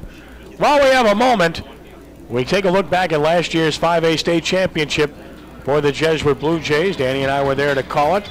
Lafayette the opponent, and Blue Jays jumped all over the Lions early in this game, Danny, and that lead held up barely against a good Lafayette team as the Blue Jays scored 5 early on. And they scored twice and ended up with a 5-run lead early, and then of course their fans went crazy, and it led to Emerson Gibbs coming on and getting the final out to Tony Forte Benson, who threw him out, and Jesuit wins 5-4, claiming their 20th state championship over Lafayette over at Tulane Sturgeon Stadium. That was an exciting weekend, Kenny. I know you and I had a great time calling those games on WGSO 990 AM. Robert with a 1-0 count. Runners away first and second. Pitch on the way. And he's down 2-0. And again, the bullpen busy with Aguilar. And you just don't know how long France is going to continue. He's got 8 walks, and he's down here 2-0. This isn't a district game. It's not a championship game. It's early on, and you don't want to overly extend him, especially on a cold night if he doesn't have it anymore. Strike called, and it's 2-1. 2 balls and a strike. Good look at Aguilar in the bullpen for the Eagles. Robert trying to strike a blow here and add to a 1-run lead. On 2-1, foul back. He had a good cut, 2-2. You know the Eagles are going to go about as far as the guy on the mound can take them this year, and you can bet that Coach Doug Faust is keeping a close eye on pitch count, and he's gonna make the move when the time is right.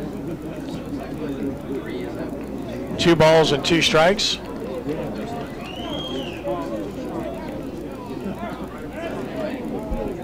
Stretch again.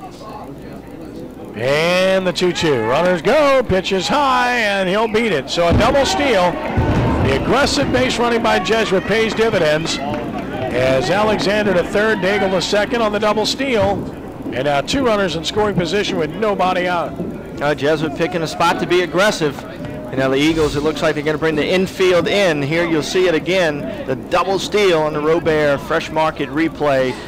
The Blue Jays moving 2 runners up a base. And now ball 4, yet another walk. That's the 9th issue by France, and the bases are loaded yet again for the 3rd straight inning with nobody out. And that's going to do it for JP France, as it just can't go any further with him here with this pitch count nearing 109 walks in the game, and he'll have to depart.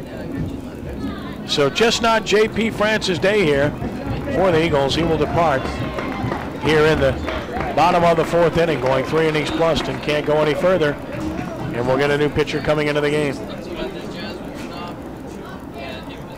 This pitching change is brought to you by Rhino Shield of Louisiana. It's a Rhino Shield pitching change. And the new pitcher is the right-hander, Ian Aguilar, the sophomore. Aguilar's numbers on the year: no record, 9-point earned run average, 2 2/3 innings, 4 hits, 5 strikeouts. So he goes into batting order with the first base. If you got card 7, give me a second to set it up. So Aguilar In the order. has walked 5 as he comes on to this one, trying to keep it where it is, which is not going to be easy with the bases loaded and nobody out. So Aguilar taking those warm-up tosses, and again inheriting a difficult situation for the Eagles. Base runners will go over to confer with their third base coach to make sure they're on the same page. Want to see your athletic event on TV? It can happen. Contact the pros at DW Productions to find out how. Call Danny Ream at 481-5897 or Wayne Barber at 858-6305. Changes for the Shaw Eagles. Moving from the mound to first base, number 3. J.P. France moves to first base Entering the game for the Eagles. seventh in the batting order From the is number 16, mound. Ian Aguilar. And Aguilar will enter the game and bat 7th for the Eagles, replacing Keller. And the In the lineup. runner at first base, number 3, Michael Cusimano. Michael Cusimano will run at first base once more for Robert. And now the base is loaded. Nobody out in your cleanup hitter. Michael Gogrieve at the plate, who's grounded to second and fanned. Aguilar ready in his first pitch. Right through there for a strike call. He probably won't look as fast to the Jesuit hitters, but you have to adjust. You absolutely have to adjust, and this is a big spot to have to adjust in because bases loaded, nobody out, and you really got a chance here midway through to kind of break things open. The 0-1. And he swings and hits it in the air short right. Shano is coming on toward the line, went working on it, caught it, runner tags, but he will not try it.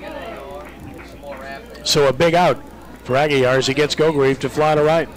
Just not far enough into the outfield to take a shot over there at third with the runner, so Joey Latino keeps him where he's at, and Spencer Miller will come on up. Spencer Miller has walked and reached on an error. He's stolen a base. Jesuit has swiped 4 in the game. So here's Miller with 1 out. Shaw infield is in. Breaking ball strike. It's 0-1.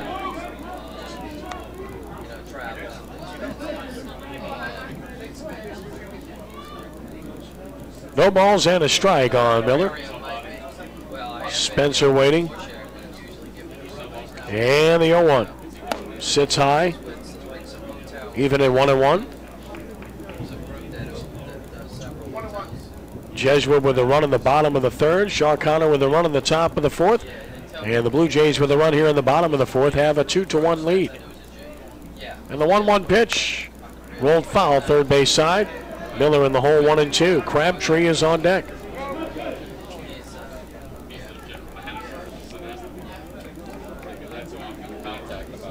So a ball and 2 strikes.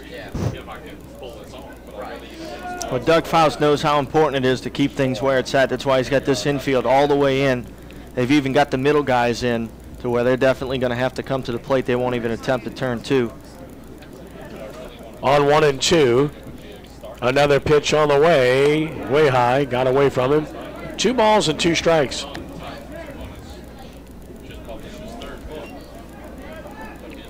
You know, a lot of time what you'll see corners in and then 2 in the middle to try to end the inning, but he really wants to keep it at 2-1. He knows how tough it's been against Jonathan Hess here tonight. The 2-2 pitch, foul back. And Miller remains alive at 2-2.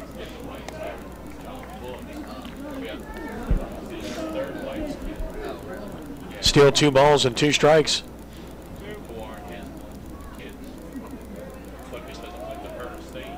Stretch. Another 2-2. And he swings and pops it up short left center. That's not deep enough, but watch the wind work on it. Center field and drops it. Runner for the plate, step on second. And they get a force, but a run scores as Schwess cannot make the play. And Jesuit increases the lead to 3-1. Wow. Amazing. A fielder's choice. 8 unassisted on the putout at second base. And what a way to drive in a run. That's an RBI. And it's 3-1, Danny. Very unusual play. Well, watch it again. The next batter, center fielder. Hey, you see the shortstop go back. The center fielder's coming in. Shortstop gets turned around. Center fielder's got to try to make the play. Can't do so. Picks it up just in time to get that force at second, but the Blue Jays score a big run, and now they're up 3-1. That's your Robert Fresh Market replay. And now a 3-1 lead, and Kyle Crabtree will bat with runners at the corners and 2 outs. Runner goes from first, swing and a miss. And that's another stolen base for Jesuit as Miller ends up at second, and it's 0-1. And Jesuit's really gotten aggressive here midway through the game. Starting to really get guys moving on the base paths. No balls and a strike. And another pitch on the way. Breaking ball, pretty good pitch. 1-1.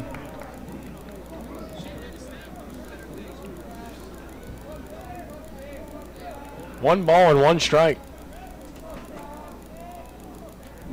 Aguiar to the plate. And a swing and a little looper toward third is caught by Nini, and the inning is over. So a good job by Aguiar. Should have gotten out of it clean, but Jesuit gets an extra run. So 2 runs in the inning for the Blue Jays. They do it on 1 hit. And there was 1 error in the Blue Jays strand. 2, they've left a total of 9 in the game after 4. Jesuit 3, Shaw 1. On the first NBC Bank Prep Baseball Showcase on WHNO Channel 20.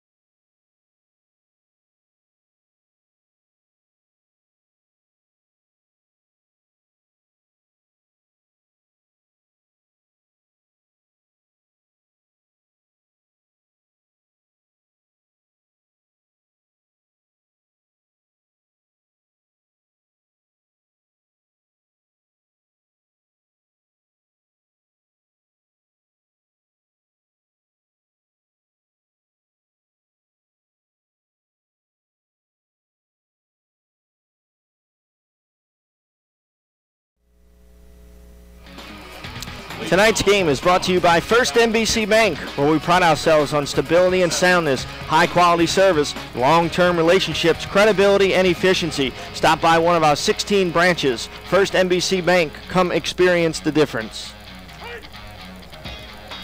And we start the top of the 5th inning, and a strike called as Hess delivers one to Nini to get ahead. Nini struck out in the 3rd inning. That was the 69th pitch from Hess. Here's the 70th.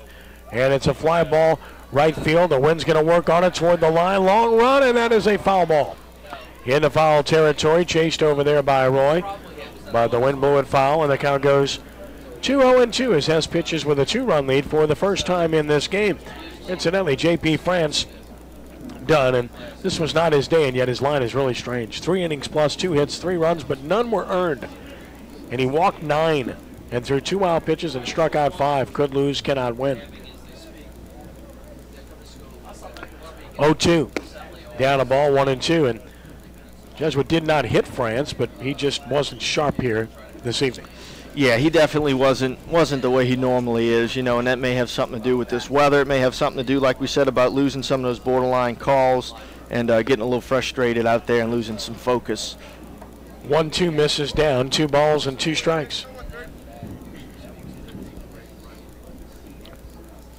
On Jace Nini, Fiorenini and Schwest will follow. On 2-2, another pitch. Roll towards second base. Daigle gobbles it up with time. Our number 1 here in the 5th inning. If you are interested in purchasing a DVD copy of tonight's game, send an email to prepdvds@aol.com. A representative of DW Productions will contact you with more information. Fiorenini will bat. Struck out in the first looking, grounded to the pitcher in the 3rd. Takes one that bounces away, 1-0. No action in either bullpen at this time. 1 ball and no strikes. And another. Bounced again, 2-0.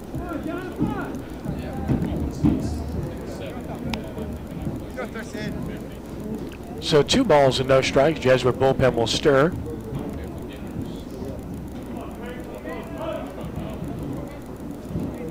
And the 2-0 pitch from Jonathan Hess is down, 3-0.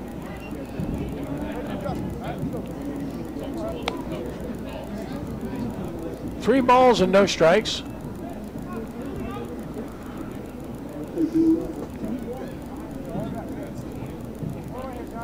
Fiorini likely to take one here.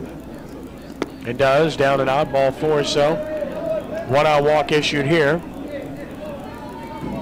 3rd walk of the game given by Jonathan Hess. And that will bring a visit to the mound from Joey Latino. They just got their bullpen going. So this will not be all about a change. This will be a discussion and to buy a little bit of time.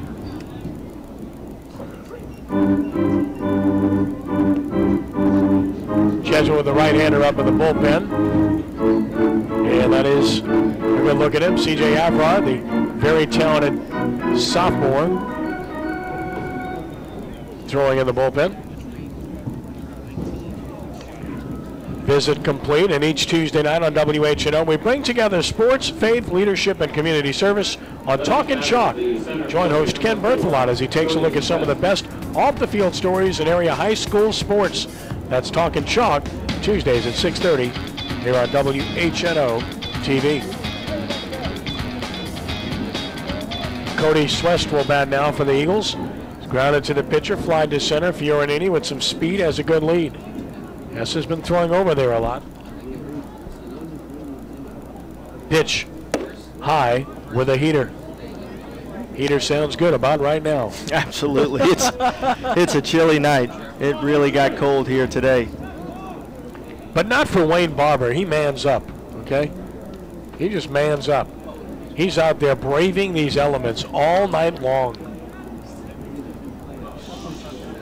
1-0 the count.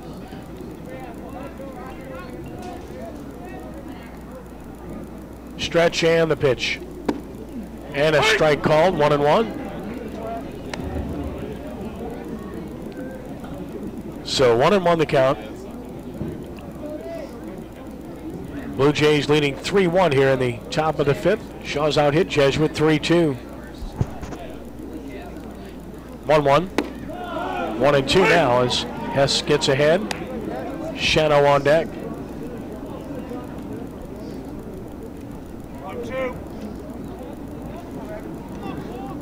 A ball and 2 strikes. Hess ready.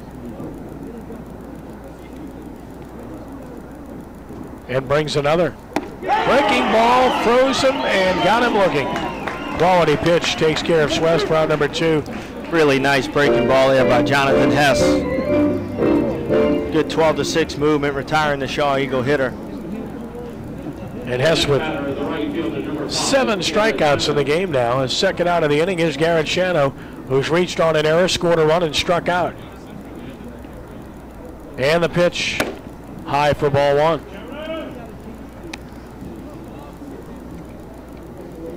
Ball and no strikes.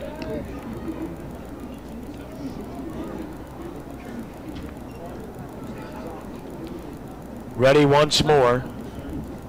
Delivers another. Fouled out of play left side off of the bat of Shano. 1-1.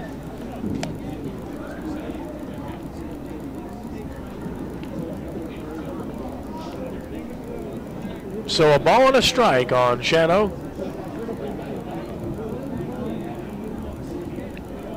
Hess from the stretch.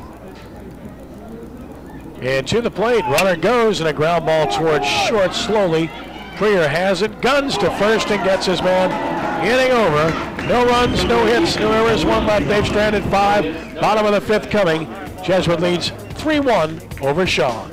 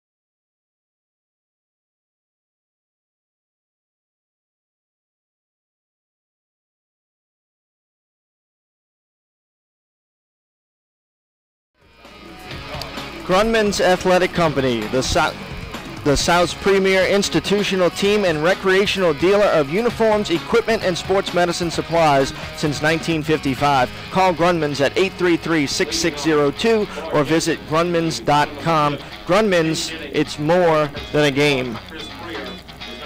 Chris Prier leads it off for Jesuit in the bottom of the 5th inning, and Abigail Elizabeth Ream is watching tonight as well.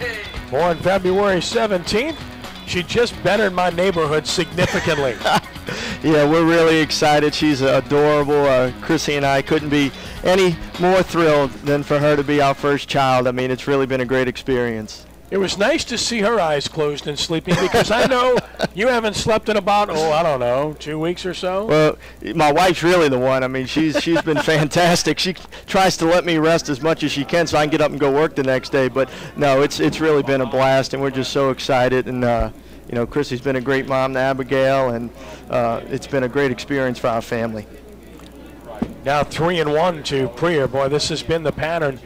Shaw pitching tonight. They just fall behind the hitters frequently. And Prier gets ahead 3-1. Should see a pitch to hit. Averard continues to throw in the bullpen, lending credence to the fact that he might be in the game. Well, like we talked about, you know, this is still somewhat early on in the season, and you gotta keep a close eye on pitch counts. You know, it's important not to overextend guys.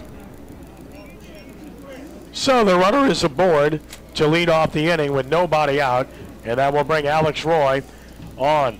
Green Benefits is your local employee benefits specialist, offering individual and group insurance, health, life, disability, dental, vision, and more.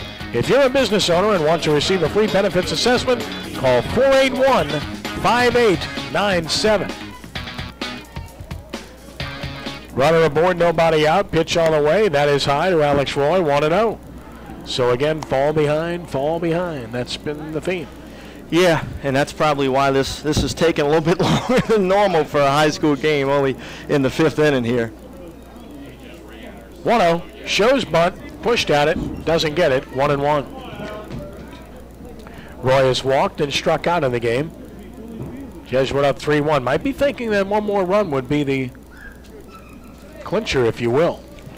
Absolutely, you know, Coach Latino just trying to tack on runs where he can. Anytime you get that leadoff man on here somewhat late in a 7-inning game here in the bottom of the 5th, you know, if you can move him over, knock him in, it's definitely going to do wonders for you offensively, considering that runs have been tough to come by here tonight. 1-1 strike. And a pitch going to bunt, and he missed it again. Snap throw to first, runner back. And they count to 1-2 now on Roy, which likely takes the bunt off. So a ball and 2 strikes. Roy settles back in.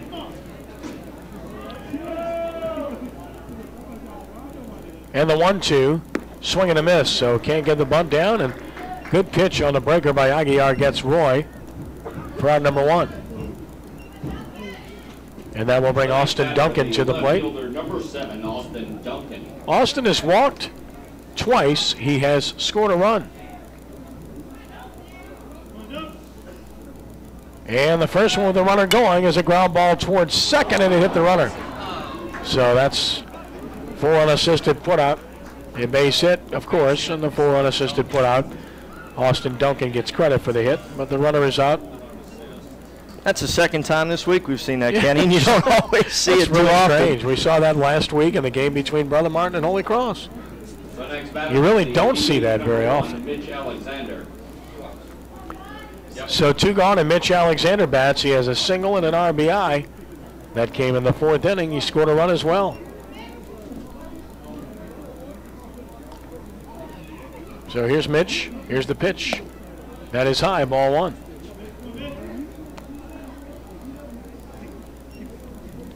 So a ball and no strikes. Runner leads from first. It's Duncan, the pitch. There he goes. Pitch away, no throw, stolen base.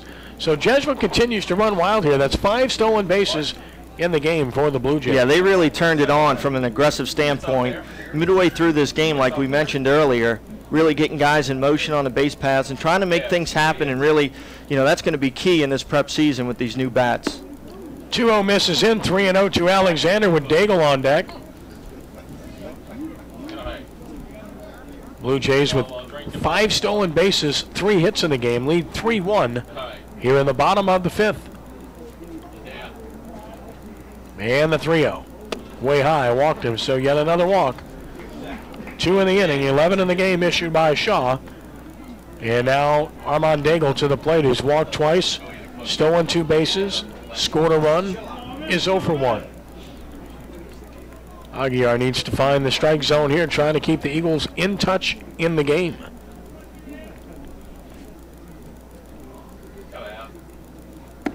And he's got a strike through there.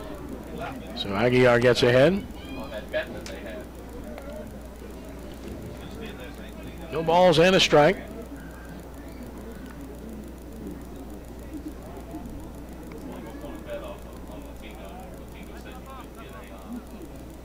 And the runners retreat as he stepped off.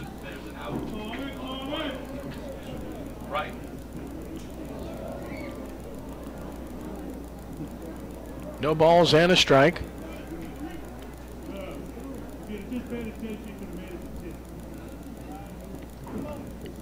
And a fake move to second, no throw.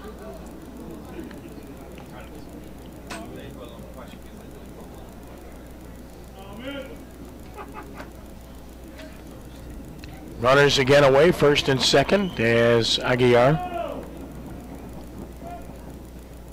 with a long look once more, and the pitch. Breaking ball strike to Daigle, and it's 0-2. Got the corner right there. Nice breaking ball to Armand Daigle. Trying to get a 2-out hit right here for the Blue Jays. No balls, 2 strikes.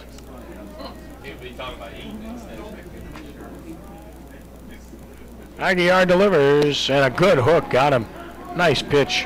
So Aguiar gets out of it with no runs and a hit, no errors, 2 stranded. They've left a total of 11. We head to the 6th, 3-1 Jesuit on WHNO.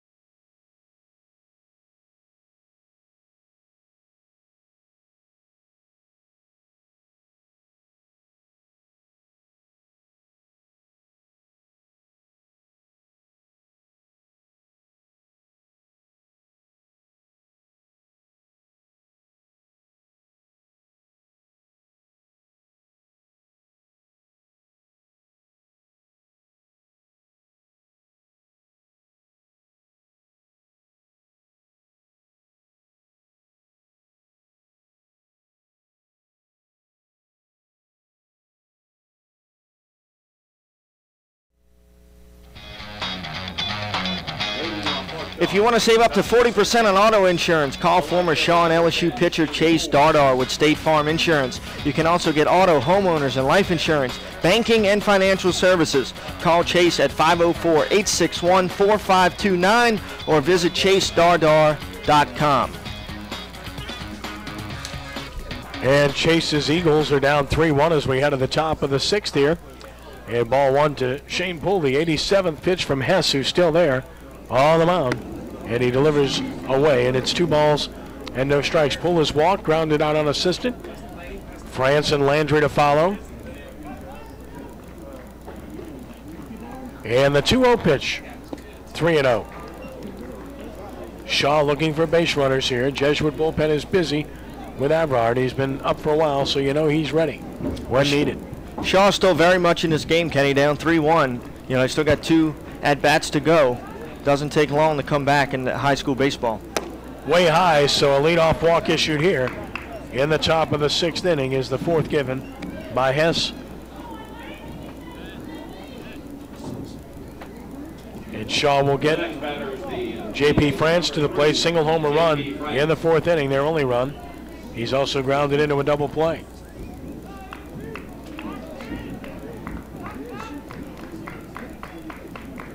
Stretch pitch, fast strike, 0-1. It's really been a neat weekend with this Jesuit tournament wrapped around the opening of John Ryan Stadium Alumni Field. Is that the 3 5A Catholic schools, Jesuit, Rummel, and Brother Martin, took on the 3 4A schools, Shaw, Holy Cross, and St. Aug. Now the 0-1, and he hit him in the back, so 2 on, nobody out. And let's see what Joey Latino has in mind. Looking down in the bullpen now. And it looks like he's going to come out and make the move. He's been staring down there at the bullpen. And you know Avrard is ready. He's been throwing for a while, and there's the signal. So that's going to do it for Jonathan Hess as he pitches into the 6th inning here and did a very good job. And we'll get a nice hand here departing as Jesuit will go to the bullpen. So a good look at C.J. Avrard coming on for the Jays. This pitching change brought to you by Rhino Shield of Louisiana. Another Rhino Shield pitching change. Corey Avrard to the mound for Jesuit. We'll take a timeout. Back with more in just a moment here on WHNO.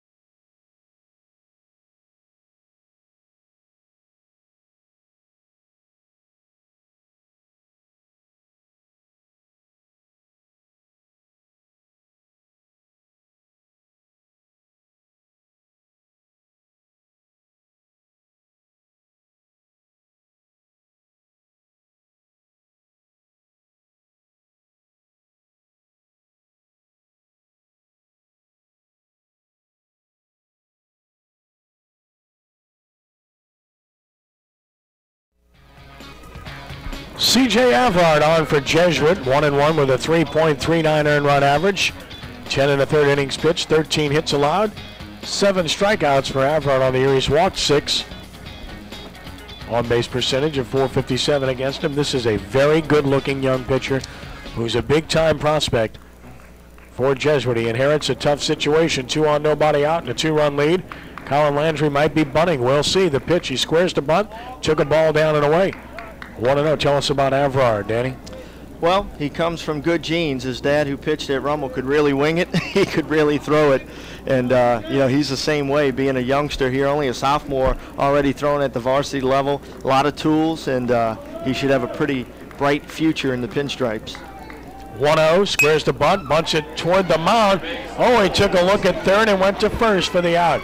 Might have had a play over there, but took the sure thing for out number 1. Sacrifice works. Well, you know, with a sacrifice bunt defensively, it's when in doubt, get an out, and that's what he did. So, you know, you can't really say a whole lot, but I think he did have that lead runner if they would have went over to 3rd base. So it's pulled to 3rd, and the tying run, France to 2nd with 1 out for Eric Keller, who's batted twice and fanned twice. Batter, number 18, Eric Keller. Once looking, once swinging. Avrard pitches. Breaking ball strike. That's a good bender, and it's 0-1. So he gets ahead of Keller. Tying run and scoring position here for the Eagles. Doug Faust wants to talk with Keller. Now he wants to talk with the home plate umpire. Not sure what that is about. But Coach Faust is as good as it gets. He gets it figured out. So he knows what's going on, and it's 0-1. It's not Keller. It is Keller. Okay, Keller, no, okay.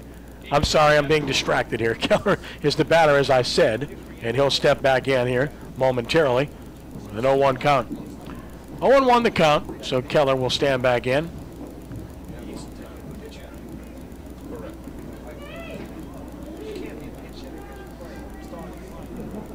Runners away second and third on 0-1. Avrard stretching. And the pitch. Fast strike. That's a power fastball there, and it's 0-2. Nice looking fastball right on the outer third from the sophomore C.J. Avrard. No balls and 2 strikes on Avrard. Facing Eric Keller with 1 out, and he steps off. And he asks Robert to go through the signs once again. So 0-2 the count.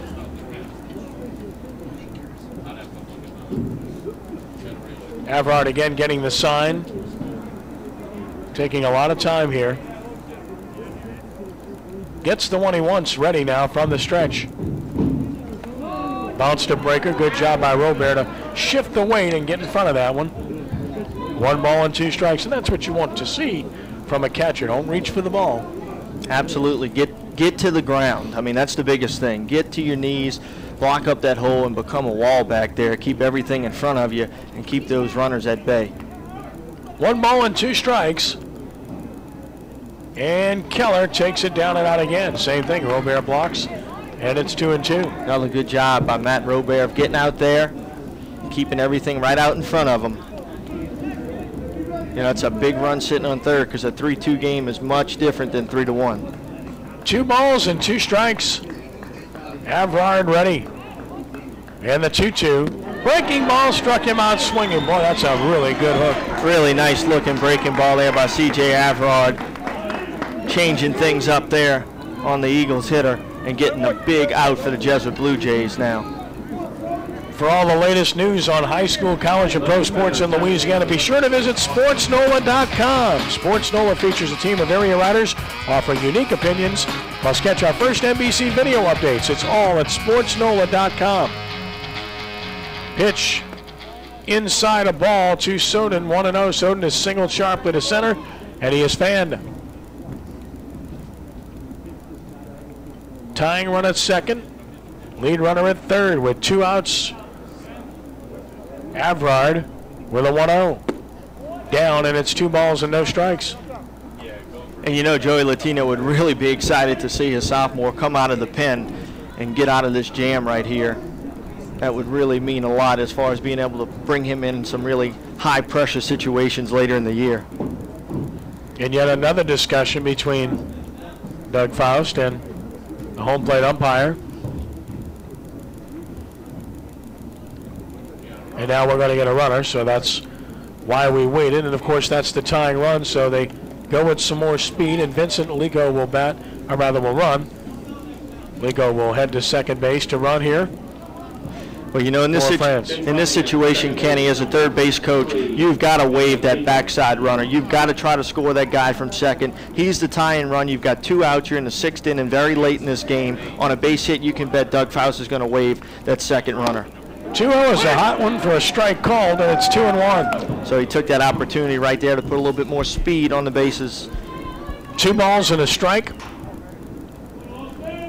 on Austin Soden. Runners assume their leads. Ready once more. The right-hander, Avrard, brings it, and a good hook for a strike. And it's 2-2, and he has a good feel for that breaking ball. Well, he's got the feel for it, and Joey Latino sticking with the hot hand. He's throwing that breaker. 2 balls and 2 strikes with 2 outs here in the top of the 6th inning. Time is called. So we noted the Jesuit pitchers will take a while. They take a while to get that sign in from the dugout. 2-2 the count. Ready now. And the pitch. Popped him foul out of play. Holding 2-2. Another breaking ball out of C.J. Avrard.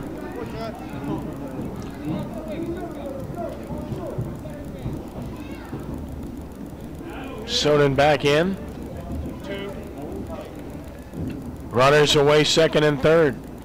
Stepping off Avrard. And when you can flip that breaking ball in there with regularity, it puts a little extra oomph on that fastball when you throw it in there.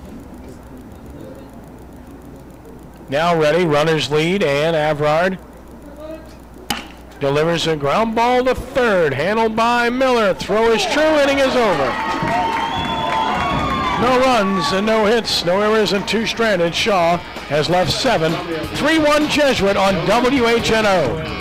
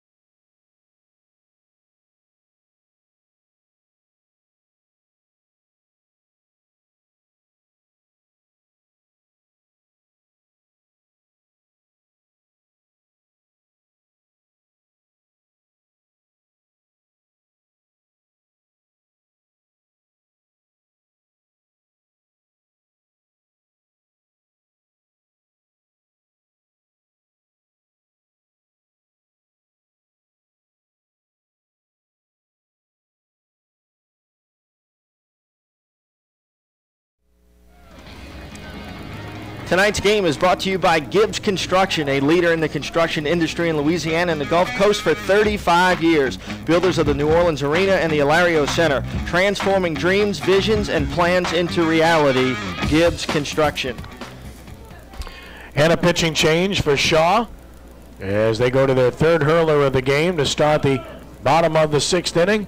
And that is Jared Jambaluka facing Matt Robert, who flies this one in the right fielder over. Shano is there for our number 1, so Robert retired as Jambaluka takes care of him. A good look at Jared Jambaluka. And this is another Rhino Shield of Louisiana pitching change. And Jambaluka on for Shaw. Gets the first out. 0-1 with a 0 earned run average on the year. Jambaluka. Pitched in 2 games with 3 hits allowed. Facing Gogrieve here. Fouls it out of play. So Jambaluka following France and Aguiar.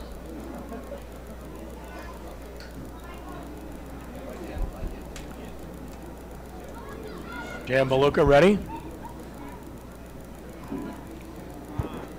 Stepped off, now we'll get back on. And this has not been a briskly played game at all. Weather certainly has something to do with it. Nice changeup, swing and a miss, like that pitch. 0-2. Pulled the string. Had him out in front there. 1-2, Bruce. So 1 ball, 2 strikes here. And another on the way. Down a ball, 2-2. Gives them a different look with his left-hander. Nobody on, 1 out here in the bottom of the 6th. The Jesuit leading 3-1 and towards second, ranging to get it. Nice pickup, Soden outfield grass, nobody home. Well, the first baseman started to go for it, Danny, when he made that decision. Pitcher's not getting there, so that goes as an infield hit. Well, it's tough, but the rule of thumb for the first baseman is, can I get to the baseball and either get back to the bag or tag the runner? If not, he's got to stay home because no one would be there, and that's exactly what happened on that ground ball. It's an instinctive thing, but you could see immediately that Soden was going to be able to get to that ball. The next batter, third Yeah, the first baseman's got to be able to put the brakes on and get back in a position to be at the bag. Fourth hit for the Blue Jays. Spencer Miller bats. He's walked, reached on an error, and had a fielder's choice RBI on that strange play in the center field. And he takes a strike call, 0-1. Pinch running at first base. And a pinch runner. Mason Coppins. At first base for Jesuit is Mason Coppins, the junior. Coppins runs for Go Green. Runner goes, pitches a ball, throw is not in time. Yet another stolen base for the Blue Jays, and that will be their 6th of the game. They've really brought their running game here. Coppins gets this steal. So 6 steals and a runner in scoring position with a 1-1 count and 1 out. And another to Miller. Outside high 2-1. Jazz are trying to extend this lead to 4-1. Give themselves a little bit more room for error in the top of the 7th. 2 balls and a strike. And another. Popped him straight up the chute on the infield. First baseman France wants it and stays with it and makes the catch for out number 2 here in the 6th. If you're interested in purchasing a DVD copy of tonight's game, send an email to prepdvds@aol.com. A representative of DW Productions will contact you with more information. 2 gone. Here's Kyle Crabtree, who's walked, grounded out, popped out. Late on that pitch, 0-1. If you're looking ahead to the Shaw 7th, Nini, Fiorinini, and Schwester due up. Swing and a miss. There's that changeup, fooled him. And it's no balls and 2 strikes. And again, Jambaluka gives them a totally different look from what they've seen. He sure does. Coming from the left side, totally opposite type of look from what they saw from J.P. France. No balls and 2 strikes. Swing and a miss. Got him. Good job by Jambaluka. Inning over with no runs and a hit. No errors. And 1 man left on base. Jesuit has left 12. And we enter the 7th. Last chance for Shaw, trailing Jesuit 3-1.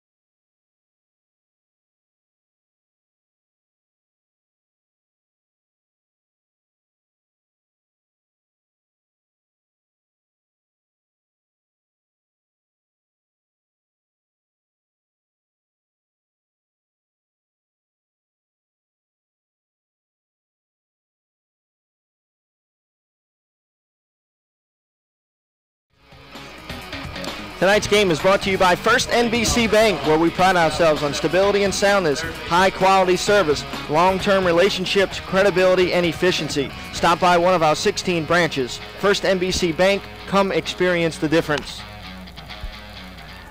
Left of the mound, knocked down, and he'll reach. So the Eagles have the leadoff man on as Nini is on to start the 7th on an infield hit. So Jace Nini aboard to start the 7th inning for the Eagles, and now the tying run will come to the plate as they turn the lineup over as well, and an opportunity here for Shaw. Fourth hit for the Eagles in the game. The next batter is the shortstop, number 1, Peyton Fiorenini. Peyton Fiorenini bats. He struck out, grounded out, and walked. Nini will get his lead from first. Down and out from Avrard. Well, Jesuit with the 2-run lead, Kenny, right now forces Shaw to get another base runner on before the bunt can come into play. Harkening back to his father, Corey. I believe he was a 4th-round draft pick, if I'm not mistaken. Played in the minors or pitched in the minors. Over below 2-0.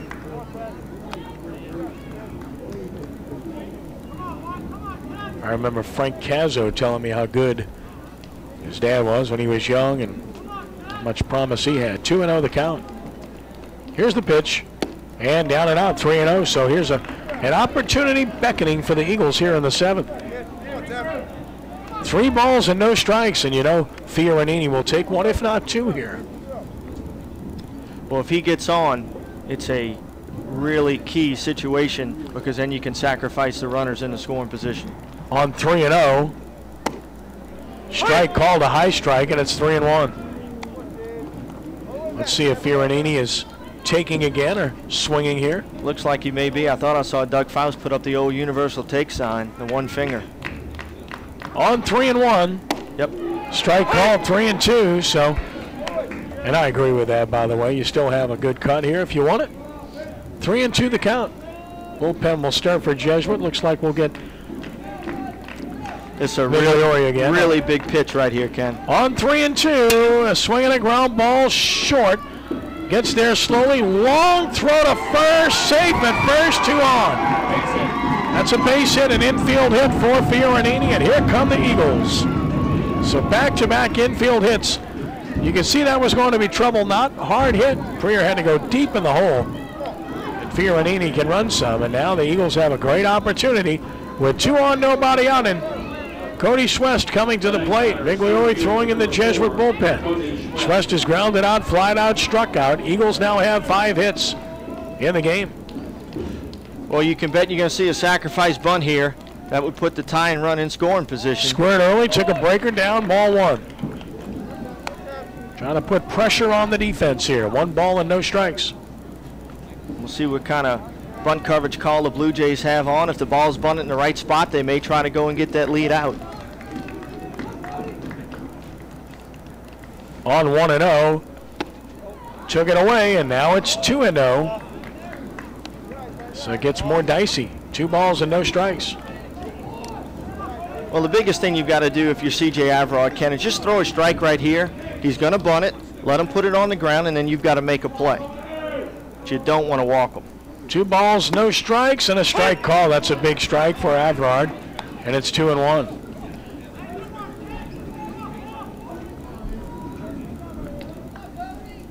Two and 1 the count.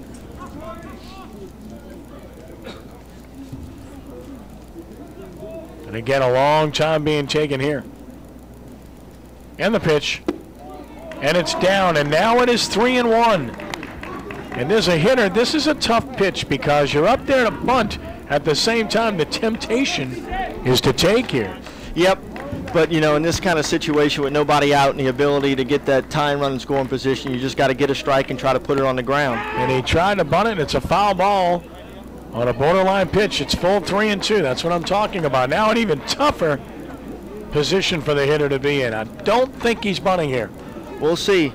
It's just a philosophy of the head coach, and we'll see what Doug Faust decides to do. A lot of coaches, if it's a sacrifice bunt situation, they'll bunt all 3 strikes. Yeah, this is the biggest at bat of the game, obviously, and the biggest pitch of the game coming up. 3-2, nobody out, 2 on, 2-run deficit, top of the 7th inning with the bullpen busy for the Blue Jays.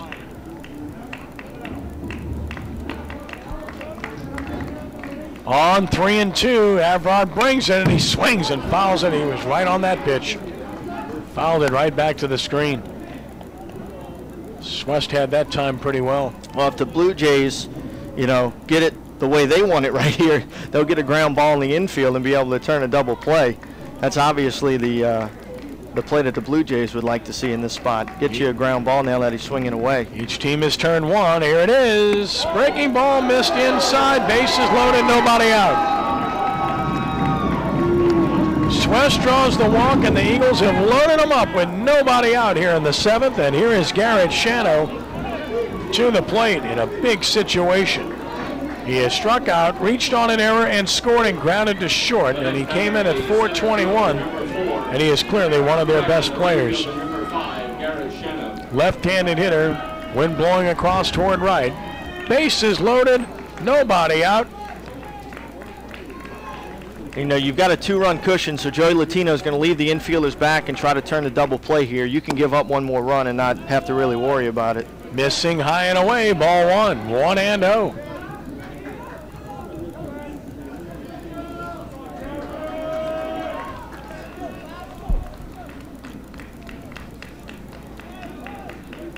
Avrard says yes from the stretch. Fouled it back here, 1-1. Good call on the ball 4, by the way. We had a chance to see it again with our online stream that we have for these games when they're going on. SportsNola.com. 1-1 the count. And the pitch. And a strike over the inside edge, and that's a big call. 1-2 now to get ahead of Shano. So 1 ball and 2 strikes. Shano waits. Avrard will stretch with a check and a big pitch and a hard hit ball towards second. Play will be to first as a run scores, and it's a 3-2 ball game. As Shano drives home the run on a 4-3 putout, he gets his 6th RBI of the year, and that's a productive out because it brings home Nini, and it gets the tying run to third and a go-ahead run to second with only 1 out. You'll see it again here on the Robert Fresh Market replay. Does just enough with it to bring the run home from third and make it a 3-2 ball game. Things are getting tight here in the 7th. And now they walk the cleanup hitter, pull intentionally to load the bases to set up a double play or a force. But you face the dangerous J.P. France, who singled home a run, been hit by a pitch, grounded into a double play. That's what Jesuit wants. And what Shaw wants is another hit from France with the game on the line. Bases loaded, 1 out the pitch. Breaking ball strike, he gets ahead. 0-1. Again, Avrard's had a good bender. The game of strategy here. Joey Latino puts the man on, sets up the in and end double play. He's got his middle infielders back here, so a ground ball in the center of the field could end the game. Swing and a miss, off speed, fooled him there, and it's 0-2. Boy, that was a quality pitch. Doug Faust shouting out instruction to J.P. France, saying let it get deep and go the other way. No balls and 2 strikes. Swing and a miss. He struck out France. Gigantic pitch by Avrard and 2 outs. What a huge pitch by the sophomore C.J. Avrard there. Really with the game on the line right here in the 7th inning. The next batter is the nice breaking ball to retire France. And now it comes down to Avrard against Colin Landry, who has singled, walked, and had a sacrifice bunt. With the bases loaded, 2 outs. Pitch over but high, ball 1. So 1-0 the count. Dangle went to short, and Michael Cusimano came in the 7th hole for Prier. 1 ball and no strikes. He's 3. Stretch. He's at second. 1-0. Breaker missed, 2-0. No room for error here, Ken. A walk ties the game. I think you got to challenge him here. You just have to take a shot, trust your stuff, which is very good. Behind 2-0. Bases loaded, 2 outs, top of the 7th. Jesuit clings to a 3-2 lead. And here's the 2-0, and that's ball 3. So 3 balls and no strikes. And no doubt Landry will take 1 here, if not 2. At least 1. 3 balls and no strikes. Right-handed hitter back in. And now time called. Again, Migliori's been down in that bullpen. He's ready whenever needed for Jesuit if they want him.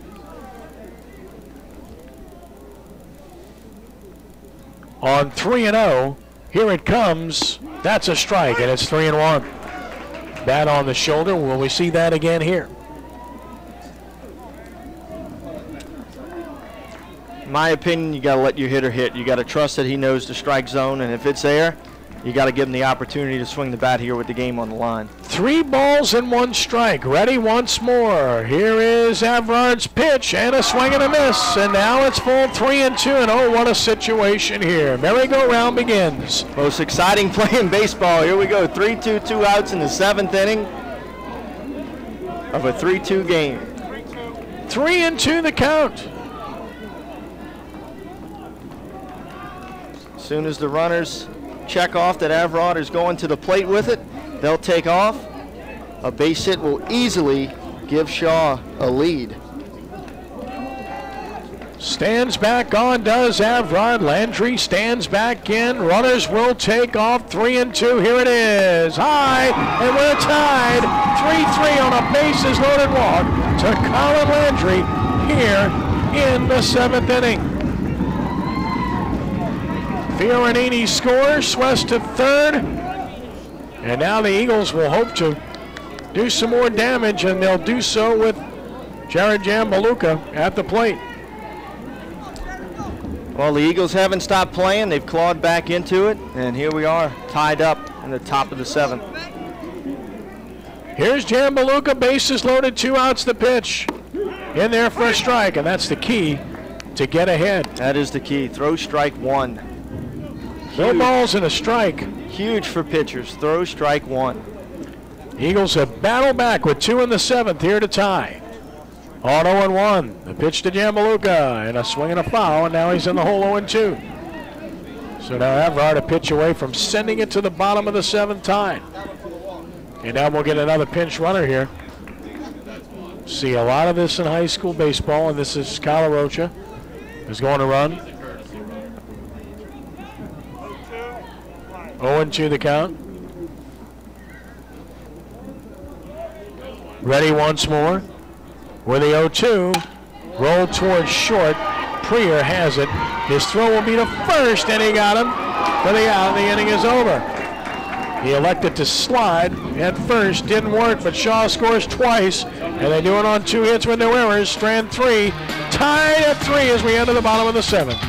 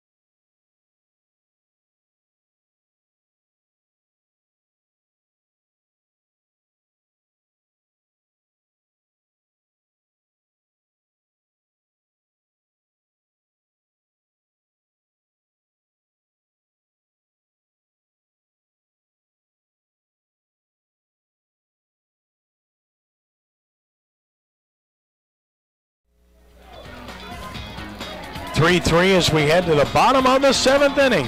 Jambaluka back to the mound will face Prier, Roy, and Duncan in the bottom of the 7th of a tie game, and there's a strike called from Jambaluka to Prier, who has fanned twice and walked in this one. Jambaluka pitched a shutout inning in the 6th, kept his team close, and he's pitching here in the 7th with a chance to extend it. There's a good change, swing and a miss, and this changeup he's thrown has baffled them thus far. It sure has, Kenny. Like we said, he's a totally different look from what they saw for most of the game. He's a soft toss and spot up left-hander, and he's giving them fits right now. Change up low, 1-2, and that time Priya read it, laid off. 1 ball and 2 strikes. And another on the way. Swing and a miss. Got him with the change, 1 out here in the 7th. Got to like what you're seeing from Jambaluka for the Eagles. You sure do. He's a crafty left-hander, and he's spotting up things, changing speeds, and these Jesuit hitters are having trouble with him. Roy takes a fastball high and away, 1-0. Roy has walked, fanned twice. You have a different hitter hitting. That's high, and it's 2-0, and that is Dylan Weston. So Dylan Weston is hitting here. First look at Dylan Weston as a hitter. 2-0 the count. Batting .250. Pair of RBIs on the year. Takes a strike call, 2-1.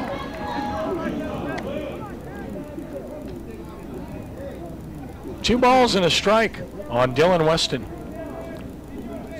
The next one.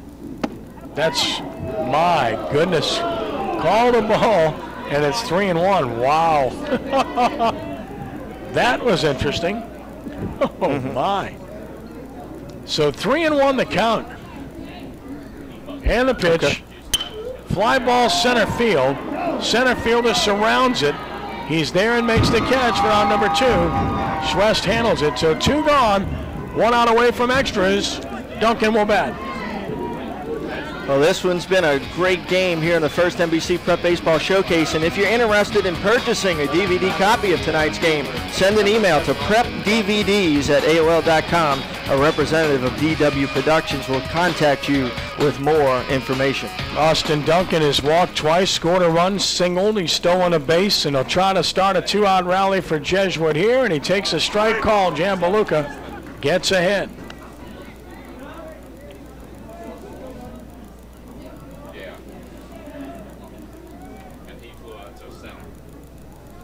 And the 0-1 is on the way.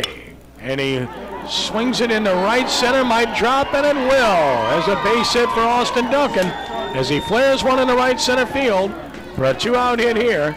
And the Blue Jays have the potential winning run on base. And Duncan can run, so you can bet with 2 outs here in a 3-3 game, Latino of the Jesuit Blue Jays is going to try to pick a spot to get him into scoring position. And we'll see it again on the Robert Fresh Market replay as he just dumps it right into center field.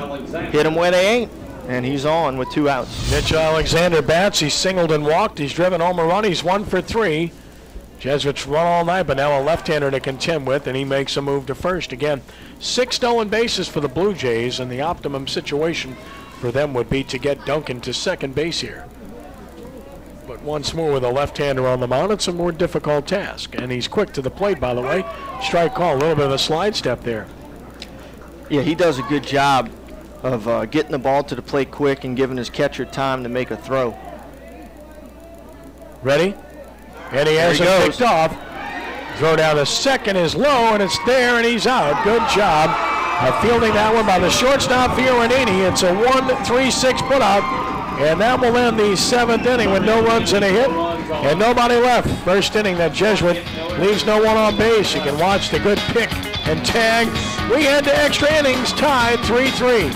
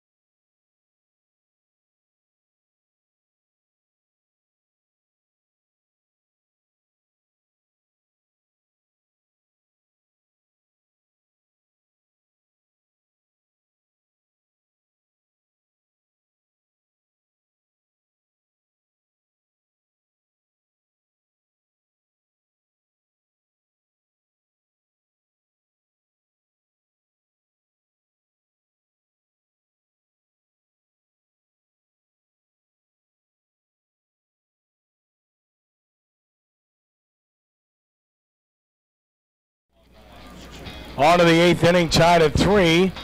And a bunt attempt is fouled. It's 0-1 off of the bat of Austin Soden.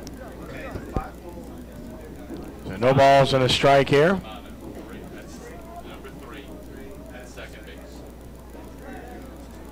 Soden comes back to reclaim his bat. No balls and a strike. Well, we got some free baseball here tonight at John Ryan Stadium. Hangs high, 1-1. Soden has a base hit. He's 1 for 3. Trying to get something started in the top of the 8th inning. Avrard remains on, pitching into his 3rd inning in relief of Hess, and it's down 2-1. Not an easy night to play with the wind and cool weather, and I think we've seen a reflection of that with some of the defense and a little bit of control issues from time. There's a hard hit ball on the left, a base hit. Soden has his 2nd hit of the game, a leadoff single. Here in the top of the 8th inning, the Eagles have the tying go-ahead run aboard. Tonight's game is brought to you by First NBC Bank, where we pride ourselves on stability and soundness, high-quality service, long-term relationships, credibility, and efficiency. Stop by one of our 16 branches. First NBC Bank. Come experience the difference. And now Jason Eady in a bunt situation. He singled and scored in the 7th, struck out and grounded out. Third baseman cheats in, showing bunt already. Took it down and away, ball 1. Well, the biggest thing, like we said earlier, is throw a strike. You know he's bunting. Let him put it on the ground. They're trying to give you an out, and you've got to make a play and continue on with the inning. 1 ball and no strikes. Then he waits, shows bunt early again, and he pops it foul back to the screen, 1-1. Kind of pulled off of that bunt attempt a little bit. Needs to sit out there a little bit better and see it down onto the ground. 1 ball and 1 strike. Settles back in. Soden away from first and ready once again, the right-hander, Avrard. And he swings at it and fouls it. Took the bunt off, and now it's 1-2. Surprised at that? Well, you know, it's just however the third base coach decides to play it.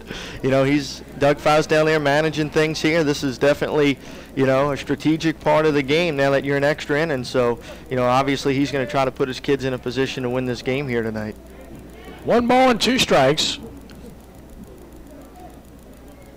Soden with his lead. Avrard from the stretch. And the pitch. Grounded foul first base side. So it holds at 1-2. Just reached out and protected the plate there. A ball and 2 strikes.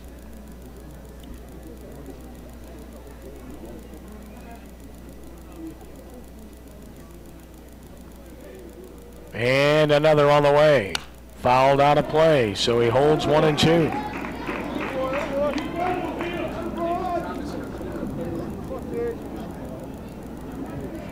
Avrard, of course, would be considered Jesuits one of their 3 starting pitchers, used in relief here in a big situation. Now the 1-2, and a ball hit in the left field in the air is going to hang up because of the wind, and it's caught by Duncan for out number 1. And you could hear it. He really hit that ball well, and with the new bat and the wind, it didn't go very far. Yeah, that one just kind of died, but you knew it would with this wind condition. And like we've talked about in radio broadcasts, the sound of these new bats is so strange. Hideous, man. 1 gone for Peyton Fioranini, who has singled and walked 1 for 3. Soden still at first with 1 out. Avrard stretches and pitches. Showed bunt, took a strike, 0-1. See the reason that people think so highly of Avrard with his arm, the velocity to go along with that breaking ball. Fioranini came in at 5.26. Throw driving the runner back.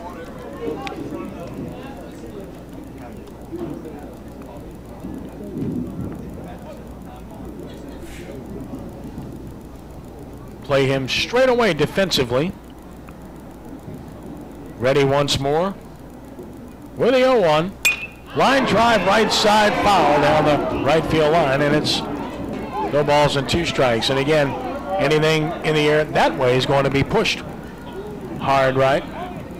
So the count goes to no balls and 2 strikes on Fiorenini.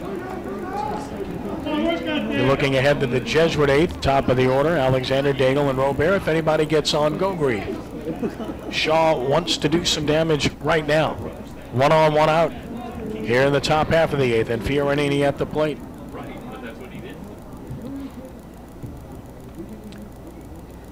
And the 0-2. Went around on a breaking ball, struck him out. Runner breaks for second. Throw will not get him. Good base running play by Soden. Gets him in the scoring position, but there are 2 outs. Good heads-up base runner. Now you got the go-ahead run in scoring position with 2 down. And Cody Schwest at the plate, who has walked in 4 trips. He struck out, grounded out, flied out. Cody Schwest. But you're right, a base hit could put them ahead now. And really in extra innings, you've got to take a shot. I mean, unless it's just a rocket that gets to the outfielder very, very quickly, you've got to take a shot to score the guy. Hard hit ball, but right at the second baseman, Cusimano throws him out, and Avrard gets out of it. No runs and a hit, no errors, 1 stranded. And we are on to the bottom of the 8th, still tied 3-3. The first NBC Bank Prep Baseball Showcase on WHNO.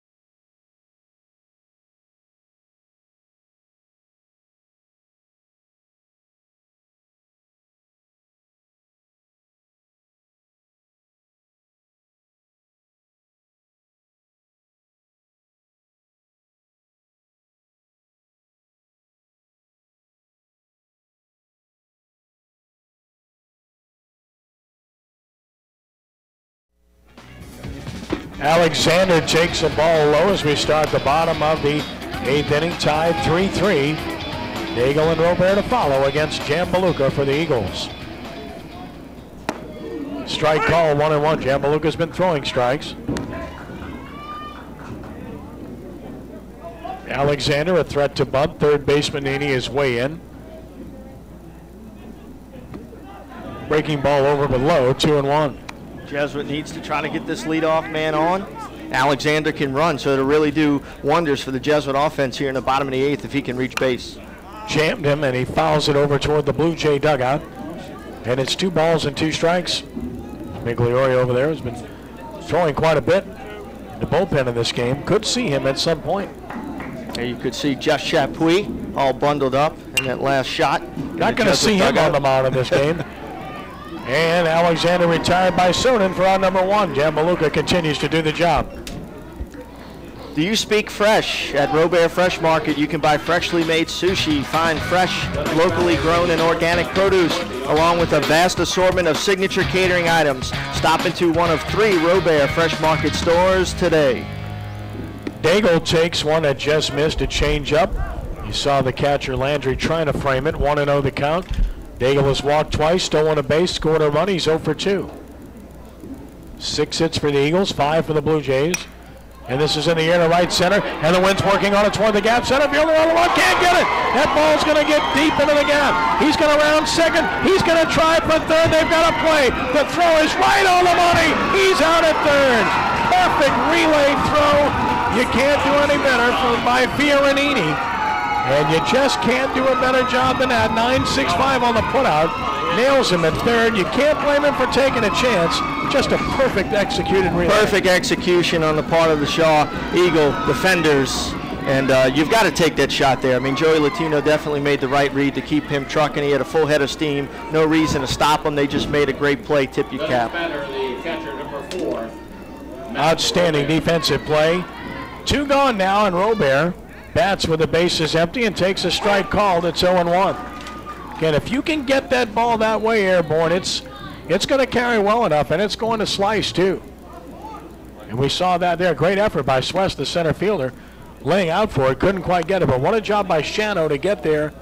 That was the key. He cut it off before it got to the wall, and then he makes a perfect throw, and then a great relay throw as well. Fouled out of play. Fiorini with a really good throw to the third baseman. Absolutely. Meaning? Everything looked really nice there. The outfielders took good angles. They got the ball back in quick. And, of course, the infielders contributed with a nice throw to third base to get Daigle. Holding 1-2. Robert away, and it's 2-2. Jesuit had a run in the third. Shaw tied it with a run in the fourth. Blue Jays counter with 2 in the bottom of the fourth.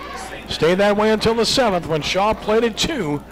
We're now on the bottom of the 8th, and there's a fly ball to right, hit pretty well. Right fielder retreating, won't get it, over his head. And now Robert's got extra bases. He's going to check in at second with a double, and the potential winning run is at second. I know it's an easy second guess. Well, Robert going deep to the opposite field, and he represents the winning run at second base. We'll see it again right here. The Robert fresh market replay as Matt Robert lets the ball get deep, does a good job of driving it to the opposite field, goes all the way to the wall. He pulls in easy at second base with a stand-up double, and the Blue Jays have the winning run in scoring position, and we'll get a runner Benson Tucker, yeah, Benson Tucker will run. The next batter, first baseman, number 28. So Tucker runs, and Gogreve with a chance to be a hero. He singled in the 6th. He's 1 for 4. In from the right side is Gogreve. Stretch and the pitch, and a swing and a ball hit down the third base line. It's going to win the game for Jesuit. Gogreve has delivered the game winner, and the Jesuit Blue Jays defeat the Shaw Eagles by the score of 4-3 on an RBI single by Gogreve down the third base line. And he gets mobbed over by first base. And Jesuit wins their 5th consecutive game. Tough luck loss for the Eagles here this evening. What a quality win for the Blue Jays, Kenny. 2 outs and nobody on. Robert goes deep with the double and scores. Brilliant. 4-3, Jesuit defeats Shaw. We'll take a timeout, and we'll return in just a moment from John Ryan Stadium.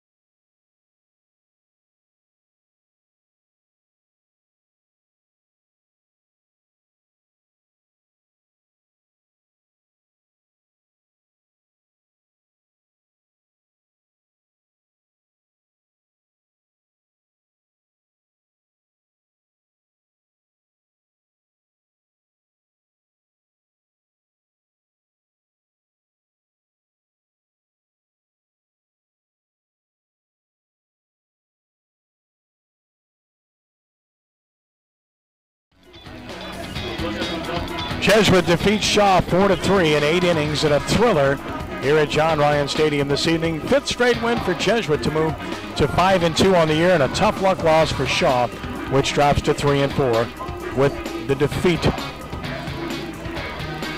2 hours and 45 minutes to play. And Jesuit wins it 4-3 in the 8th. All right, and here's our first NBC Bank high-quality play of the game. There's Go Grieve down the third baseline, gets into the outfield. Joey Latino with the big wave of Robert. Well, actually, the courtesy runner for Robert around third to score the winning run for the Blue Jays. That was number 22, Benson Turner. Benson Tucker. Tucker, I should say. Tucker scoring the winning run, and Jesuit players celebrating, enjoying it. Michael Gogrieve is our Robert Fresh Market player of the game with his RBI hit. So great job.